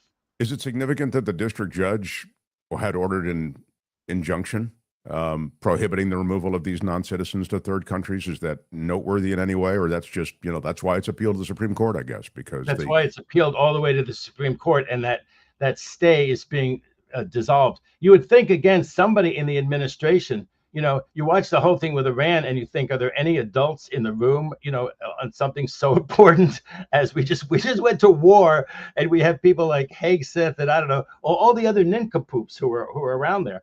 And you wonder, do we have anybody in charge of something so important? And at the Justice Department, you wonder, do they have anybody with any sense of the law, the rule of law, and what's going on? Why do they have these fights? I mean, there's no constituency in America. There's no MAGA base who thinks that people ought to be sent to third countries where they'll be tortured. The idea that it's like taking people away from their children. There was no base that thought that mothers should be taken away from their children. I think somebody won the Pulitzer Prize with that photo of the 3-year-old who's screaming at her mother's side because the 3-year-old is being separated from her mother.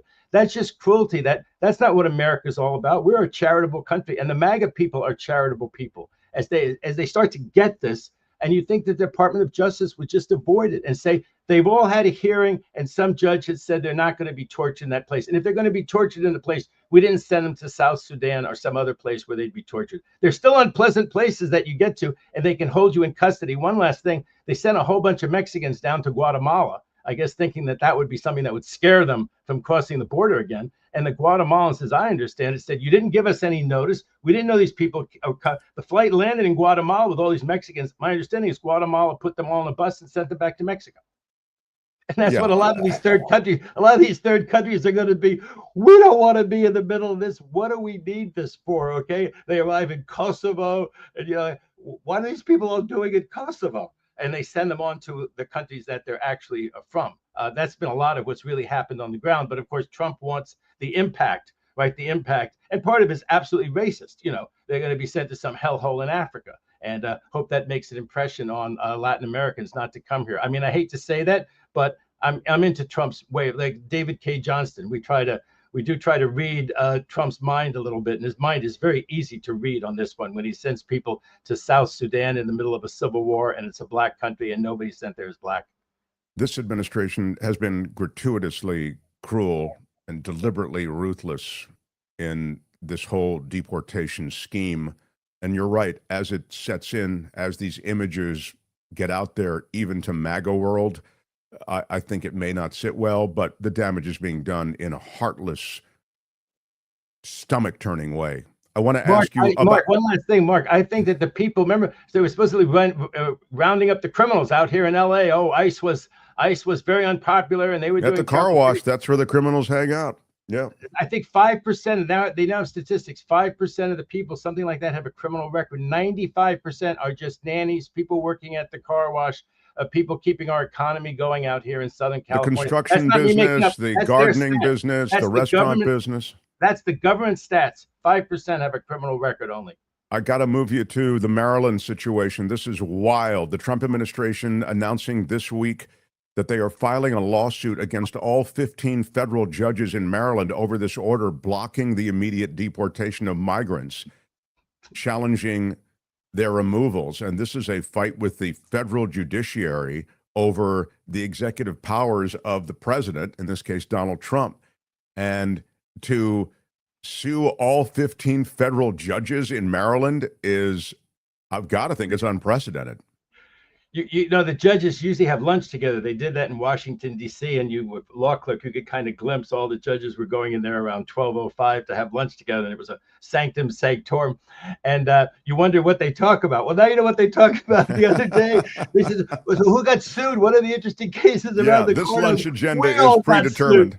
Yeah. We all got sued. The judges said to each other at the judges' lunch. The government asked to have all of them should be recused. they should bring in a district judge from within that's the Fourth Circuit.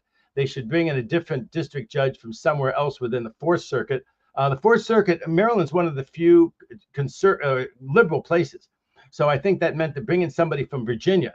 It's, that circuit is Maryland, Virginia. So bring in a Virginia judge who maybe is more receptive. And that's where they don't like the rulings that they're getting in Maryland. That's where Abrego Garcia is from. That's Boasberg's district. I'm pretty sure. Maybe he's Washington, D.C. Maybe I'm wrong. But there's the one in Baltimore. There's the woman in Baltimore. I always mispronounce her name. But the reason the administration is losing in the Fourth Circuit is because their positions are legally incorrect. And these judges, this Boasberg, for instance, who ruled against them on the flight, wanted to know when the flight took off and how could that be a state secret when a flight took off from within the United States to go to El Salvador. He's an old friend of Kavanaugh's from Yale. He's not he's not some wild-eyed liberal the way that Trump tried to depict him. But the issue there, just the legal issue, which I think is going nowhere, instead of each judge having to grant a stay when someone comes to court, there's a court rule. And there are some of those things like that. We had court rules when I was an assistant U.S. attorney among all the judges, like certain things on discovery. You have to do it this way in every courtroom. The judges have all decided. Instead of having to issue an order right away in every case, there'd be a standing order. So there was a standing order in Maryland district that no one could be deported except on 24 hours notice. So they couldn't pick somebody up the ice and suddenly deport them in the middle of the night. They couldn't send somebody to Louisiana on 3 hours notice and say, hey, they can't have their case heard in Maryland. They have to go to Louisiana because now we transported them to Louisiana. We just changed the venue like that with an airplane 3 hours into the case. So for 24 hours, it said the government and ICE can't make waves. So at least it preserved the status quo for 24 hours. They say that rule, to have such a rule for 24 hours to preserve the status quo and bring the matter into court, that greatly impinges, Mark, on executive prerogatives. No, it doesn't. Well, it's a zero tolerance game is what they're going on. I mean, they're sending the message the same way messages have been sent with the deliberate cruelty to which you've referred in this conversation. There is a message being sent to the judiciary, through the appeals court system, on down the way. This administration is sending a message. Don't you think? They're saying, if you screw with us, or in the words of the president, if you F with us, we will come after you. We are suing all of you judges. That's how much we are coming after you. But, Mark, the reality is that this is sound and fury signifying nothing, because the president has no power to push around federal judges. They have life tenure. They have wonderful protection in terms of anything physical happening to them. They and their families have wonderful protections. They have lifetime tenure. They're all smart and experienced. They have law clerks who know the law. I'll say this about Trump, the people who say he's like a gangster and he likes to threaten. All those judges have had gangsters, real gangsters in front of them. They've had security, they've had murderers come in front of them. They've had all kinds of people who've threatened the judges who've come in front of them. They have security procedures. So really all that he's doing is playing to his base. And it's crazy to antagonize judges. I'll tell you, I'm a litigator. Don't antagonize the judge. I don't care if you're the president. I don't care if you're a criminal defense attorney. Don't antagonize the judge. He's doing this to play to his base. And this is really counterproductive for anything he wants to accomplish, except, of course, the performance of it. One of the issues that the base is divided over, although it's certainly seen as a right-wing GOP thing, is associated with abortion and abortion care. And there is we can probably lose the federal judges in Maryland because this takes place in South Carolina. It was South Carolina that was defunding Planned Parenthood because of their position on abortion. The state cut funding. Again, this is Medicaid funding in the state of South Carolina. So the Supreme Court in the appeal has just ruled that states can cut Medicaid funding for Planned Parenthood. Again, this is in response to Planned Parenthood suing South Carolina over pulling their Medicaid funding. It was a 6-3 vote with the court's liberal justices again dissenting. And the lower court had previously ruled that Planned Parenthood could move forward with this lawsuit. They could sue to get those Medicaid funds. Well, I'm not sure what all the Medicaid regulations are, and if whether under the Medicaid regulations they technically can cut that money. I think Planned Parenthood only spends 5 or 10% at most of its money on anything having to do with abortion, and the rest is something that every woman and every man in America would be happy that they're doing, right, left, or center, to help, mainly women in all kinds of things that they need. But because of that 5 or 10% of the funding that goes to abortion, they've thrown out the baby with the bathwater, if you'll excuse the expression, in these super right-wing states, and it's just attack Planned Parenthood, defund Planned Parenthood. Beyond the Medicaid regulations, before Roe v. Wade was overturned, right, with Dobbs, there would have been maybe rights under Roe v. Wade. I don't remember all the arcane law under Roe v. Wade, but it's all gone. It's all gone now because of Dobbs. And so I suppose that's just the way it is, and that women have to live somewhere other than South Carolina or get funding from somewhere else. I mean, it's just terrible from a policy point of view. I imagine, I haven't read the case yet, but I imagine I'd agree with the 3 liberals, as I often do. And there's 6 that are always voting against them, aren't there? I want to move quickly to Mike Johnson, who is suggesting this week there's a big controversy after the decision to drop the powerful ordinances on Iran to derail their nuclear program, etc.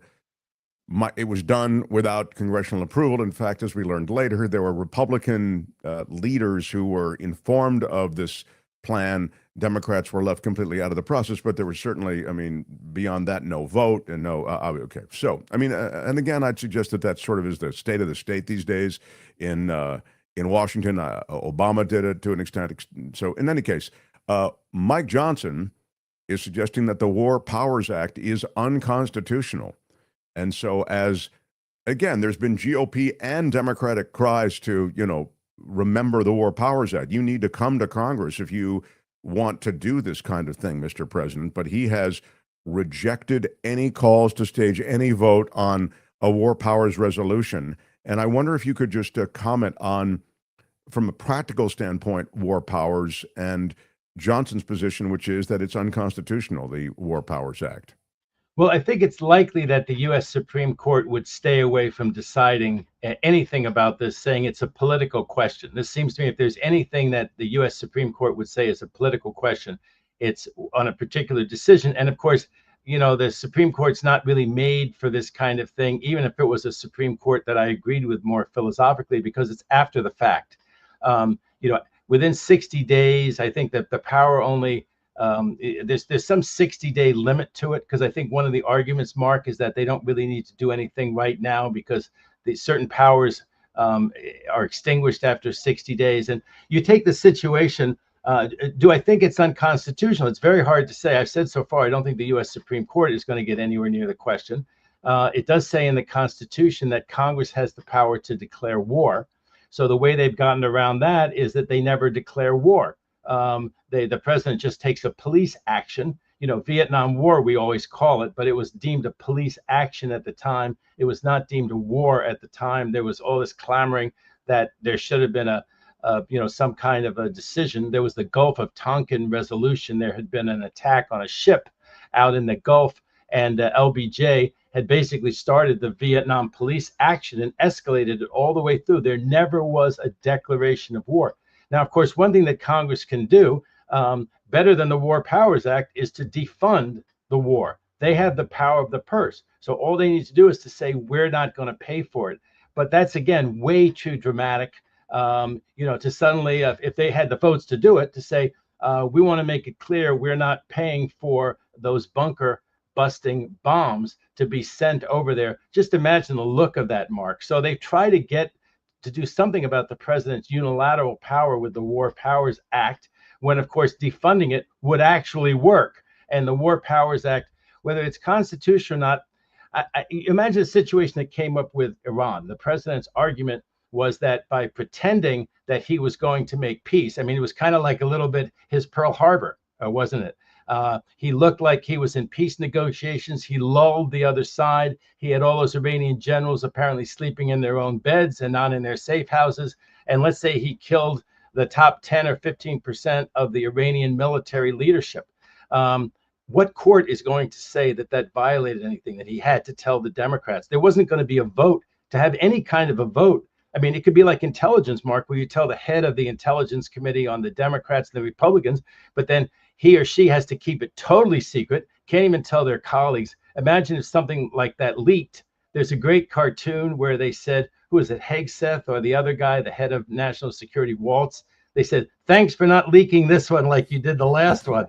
But, you know, the fear of a leak, I just don't see. I mean, Mark, do you see a court saying that that was somehow illegal? That strike on the No, as I say, Obama did it. I mean, this is to me, it's, you know, there's always the cry after all of these. And again, you can go back to Obama's presidency as well, just to pick a Democrat, and you can always find the cry to come to Congress if you want approval to do this. There has to be the people's house needs to vote on this. But the reality is, if you mean what Obama did with Osama bin Laden, that's to me a little bit like the Iranian thing just now. Presidents of different parties. I just don't see where the fear of either one of those leaking was so overwhelming. You just wonder who on earth should have been told and who on earth could have been trusted to keep that secret and not have it leak. And they were limited, Mark. I know, dropping those Buster bombs. I mean, that we go halfway around the world to get, think how far away that is, okay? This is not even China and Taiwan. We're going halfway around the world to spend this huge amount of money and effort to bomb those sites.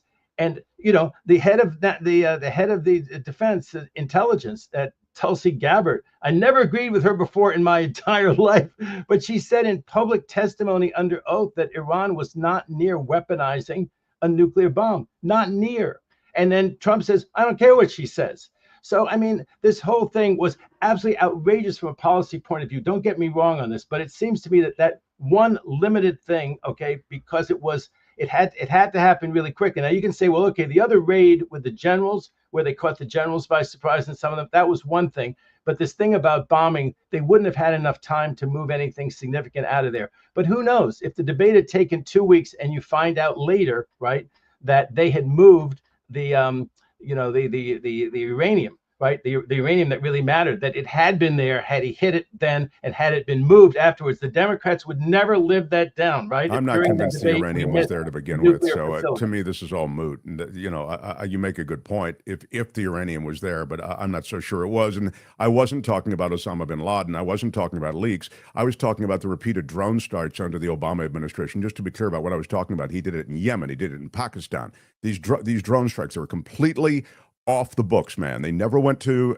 anybody in Congress about those. So this isn't an issue of secrecy. To me, it was an issue of executive power. But as I say, that horse is out of the barn. I mean, Bush did it, Obama did it, and again, I'm not talking about bin Laden, and Trump is doing it too. And I don't think that there are a lot of reasons maybe to raise hell about this, whether or not it was justified. And you've just raised a legitimate point about Tulsi Gabbard, but the legal part of it, or the parliamentary part of what should be done, I don't think is legit. I can't let this conversation end, David. We're running so late before I get to what is critical. So many people are asking the questions that we've asked day after day on this show. We imply it or we ask it outright, and I'm going to ask it outright to you right now. Is there any legal high ground that anyone has in pushing back on these, quote, ICE agents and these detention agents as they round people up the way they have in masks, so you have no idea who they are, without identification, you no idea from what agency they are coming, and no badge number or other ID to indicate same. Where do we land legally on this issue? By the way, Mark, I hadn't focused on that. You were asking about Osama and the drone strikes. Absolutely, there should have been legal action about that, whether they won or not. That should have been opposed much more because it was strong. And I was thinking more about Osama bin Laden and that raid. Sure. Yeah. Regarding the masks and all of that, this idea that people can run around with masks and you really don't know whether it's a gang abducting you or whether it's ICE, that is totally wrong. And apparently even Bondi has said that she's going to do something about that. So that should absolutely be curtailed. And I've said this before, the fact that the local officials There's no reason they can't be involved in this. If they hear that something is going on, people should call 911 right away as soon as they see masked people, as soon as they see people without identification, and say, look, I don't know if this is ICE again or if this is some police, I'm sorry, this is some criminal gang, but police, get over here right now. And the police and the sheriffs ought to take this seriously.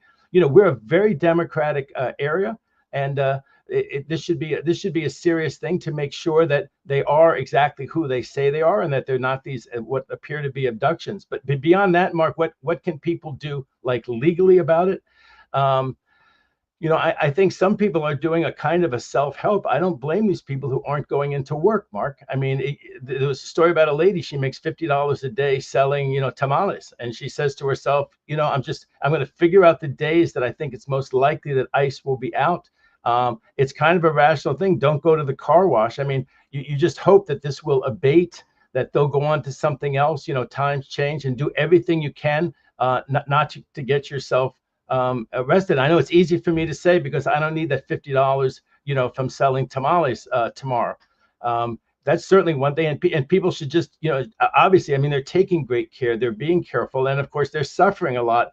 You know, they're not going to a graduation that they want to go to. They're not going to some other important event. They're not going to church on Sunday. That's a terrible thing for a person of faith. But I think that's about all that can be done. You know, vote in every election you can, and vote for Democrats. I'll be partisan about it. This doesn't happen under Democrats, and it shouldn't happen under in our democratic city. And let the government bring its federal lawsuits. Let them go to federal court. You know, let everything be contested, Mark. The idea that, well, they may win in federal court, good, but litigate it. There's also a lot of groups, Mark. Let me say one last thing. There's a lot of groups that are really doing everything they can to try to help the immigrants, and, you know, contribute to them and contribute time to them and help them in any way that you can, so we can stop what's going on here, because it's inhuman. Question for David: do I have to follow orders from a supposed ICE agent who refuses to display a badge or identify himself? This is the problem. You know, they have weapons. They say they're legally empowered to detain you, but they don't display a badge or even identify themselves in any way. I mean, you have to figure out the percentage. You know, it probably is ICE, unmasked and without their ID. It's probably not a gang abducting, you know, you in the middle of the day. If it's me, it's a gang abducting me in the middle of the day. There's also a lot of racial profiling. But if you're Hispanic and you look like the kind of person that they're racially profiling, and you don't have papers and you have other problems, don't argue and fight with them, because you'll just escalate it. Everybody knows that. You'll get beaten up. You see that poor guy who's the father of 3 Marines who served this country, the weed whacker guy. All he's doing is running away with his weed whacker, and they claim that he assaulted them. If they really bring those cases in the U.S. District Court here, you know, when I was an assistant U.S. attorney, every case was righteous. I mean, of course, I was a prosecutor, I thought that, but I looked around at other people's cases too. The cases were righteous. We were not prosecuting innocent people. This seems like an innocent person being prosecuted in federal this is court. a What a disgrace.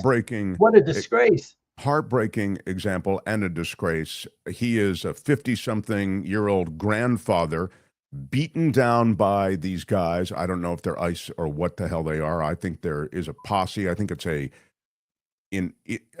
I don't know. I mean, but you don't show any ID. You don't show your face. You remind me of Klansmen chasing down people in the South and the horrors that were wrought there. And let me just speak to the 50-something-year-old guy with the weed whacker to whom you've referred.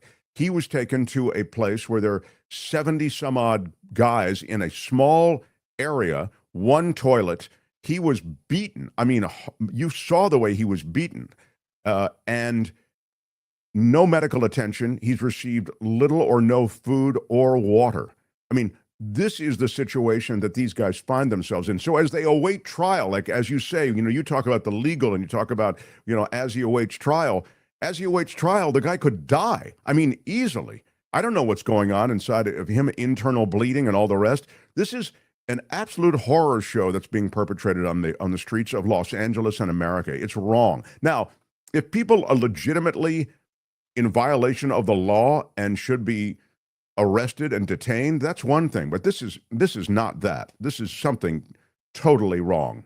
Well, Mark, you know, on Spanish language radio, they've had some calls that were made from the women's jails. There's one, I guess, out in Adelanto, north of Los Angeles.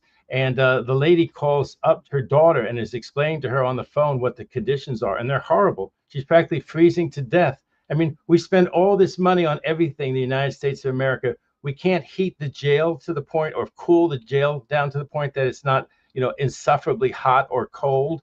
We can't give the person a blanket. I mean, this is just sort of cruelty for its own sake. And as I say, 95% of them have no criminal records. They're gardeners, they're busboys, they're nannies.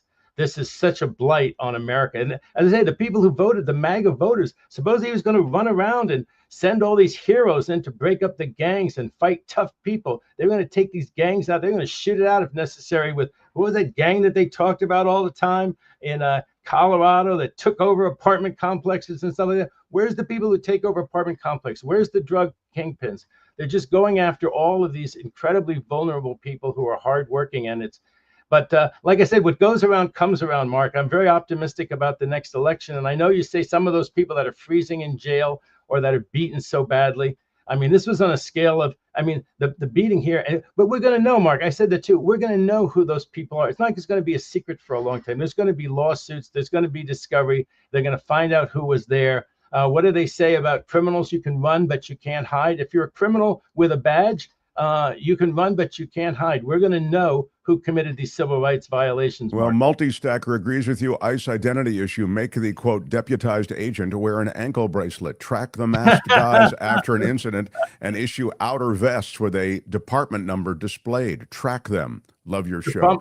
We don't have the power. We don't have the power to impose that right now. The government has if we had the House or we had something like that, if that was the condition to get some new bill passed that they had to wear that. But where's the impetus going to come from except from the populace and from the Democratic areas, which LA is the Democratic area.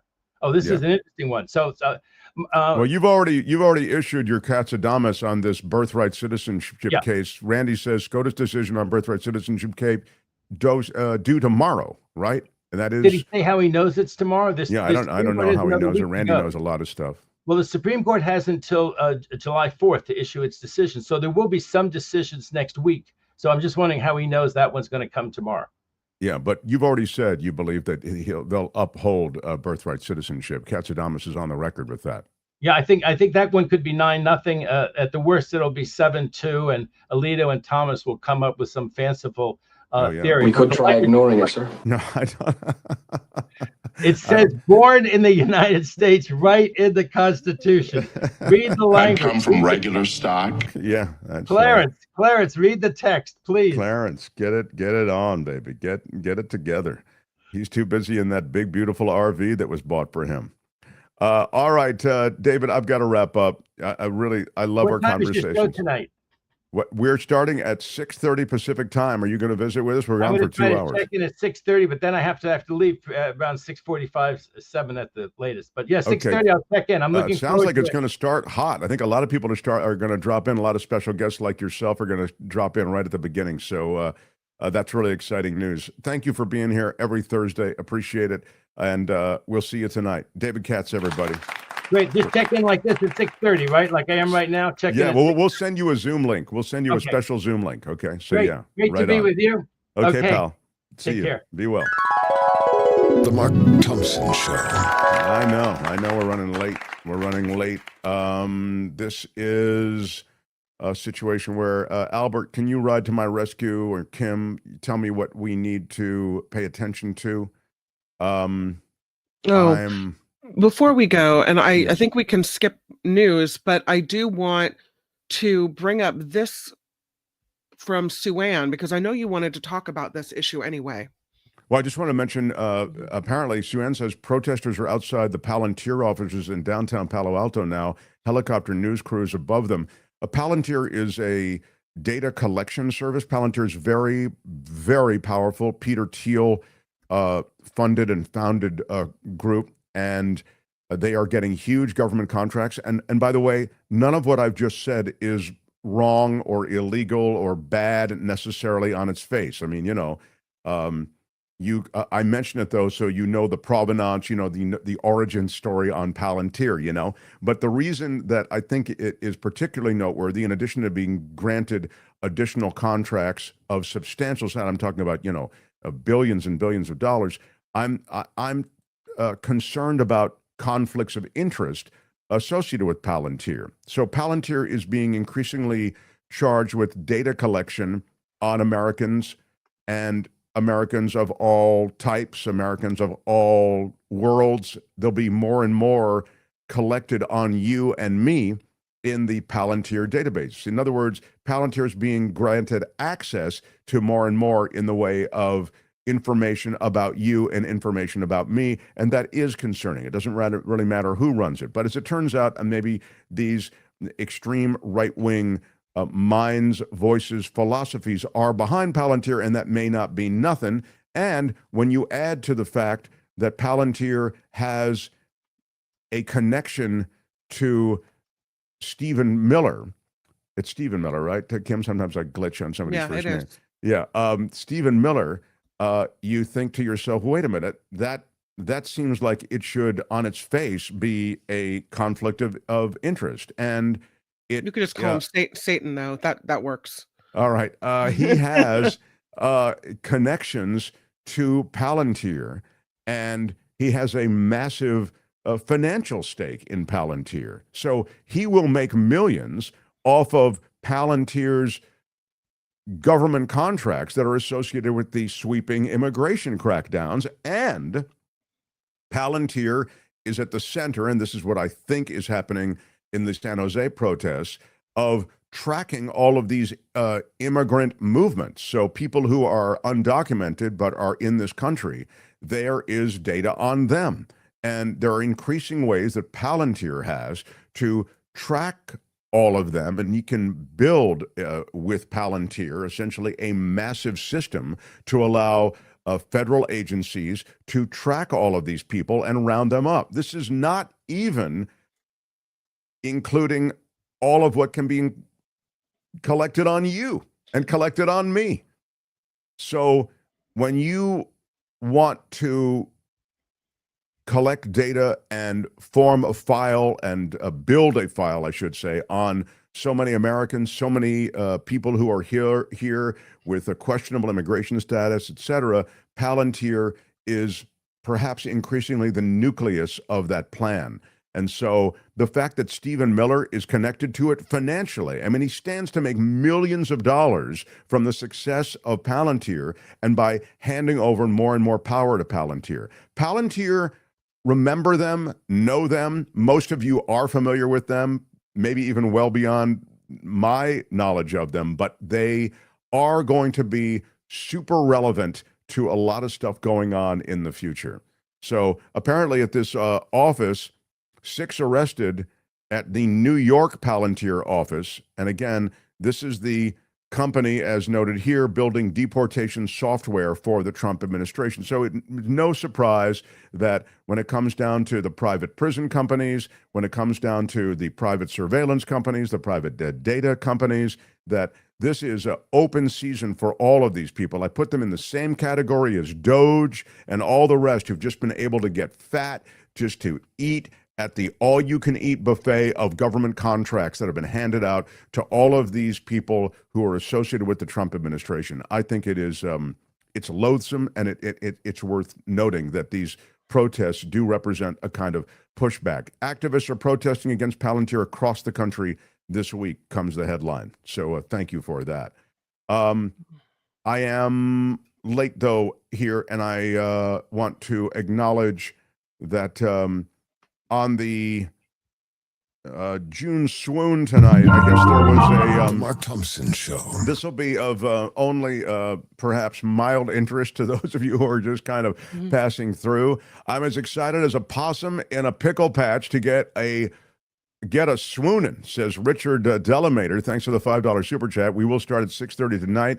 If you haven't received your Zoom link, do get in touch with us because they've all been sent out. You should have had one already. It's themarkthompsonshow@gmail.com. Hello, swooners. Wish I could join you tonight, says Louise, but I'm taking care of my 79-year-old mom who is having cataract surgery today. Wow. You are a life-affirming treat, though, and have a wonderful time. Wow, that's a very nice thing to hear. Thank you. Appreciate that, Luis. Another great MTS with Mark and crew and guests. Thank you, says Franco. Thank you, Franco, for a $10 super chat. Appreciate that. I like We're a Franco's cat crowd-funded show, in that so- picture. You see the cat? Yeah, I love Cute. the avatar. Love yeah. it. Yeah, really, really cool. Chaplain Fred Mark, our commanding officers and LAPD officers were told to assist only when called for assistance. I'm telling you this because I am an LAPD chaplain. I see. So there's a weird thing going on where the LAPD officers aren't really assisting. They are probably only responding to situations. I also mentioned LAPD is stretched thin, and they can't be everywhere at one time. That's in relation, obviously, to the immigration sweep. Special surprise from Coachella yesterday, says Harry. Not only the Mark T discount, but shipping was free. That's terrible. What? I know. I think there's a threshold if you order, over a certain amount. Like so many different merchants, they make the shipping free, which is great. Judy W. in the chat said she got a free spot to June Swoon, never got a link with the meeting. It's because we don't have an email address on her. This is getting like, you get it? Wes fixed it. Wes found her contact info, sent it to me. I sent her the link. It's done. All right, good. God, that was like that was hard. the longest back and forth ever. It's Yeah. like, we're looking for Judy and we Thanks just to can't Wes, find her. I mean, it's all fixed. All right. So I think we're in We're in better shape, Yeah. but I don't think we're in wildly better shape. I think we're in better enough shape. No shirt for Michael Shore, says Trevor. Michael will be on tomorrow. Yeah, we're holding out on his shirt and coffee cup. But the best part of the shirt and coffee cup thing with Michael Shore, who is our regular political analyst and oftentimes spills for me, is how seriously everybody's taking it. That I get the joke's over. It's not funny anymore. Give the man a coffee cup. You don't think that if he wanted a coffee cup, he could have one by now? Really? We have coffee cups that he's tripping over on his way to other coffee cups, believe me. So, but if it'll make you happy, we'll give him a coffee cup and a t-shirt. We think it's better that he never get it and just continue to complain about it. He thinks that as well. So, I'm Shadow Stevens for the Mark Thompson Show. Bye-bye. Vilma makes a penetrating point. Palantir may be very useful with elections. There's a lot that's going to happen in the next election. More election talk as the days continue. Until tomorrow. Bye-bye.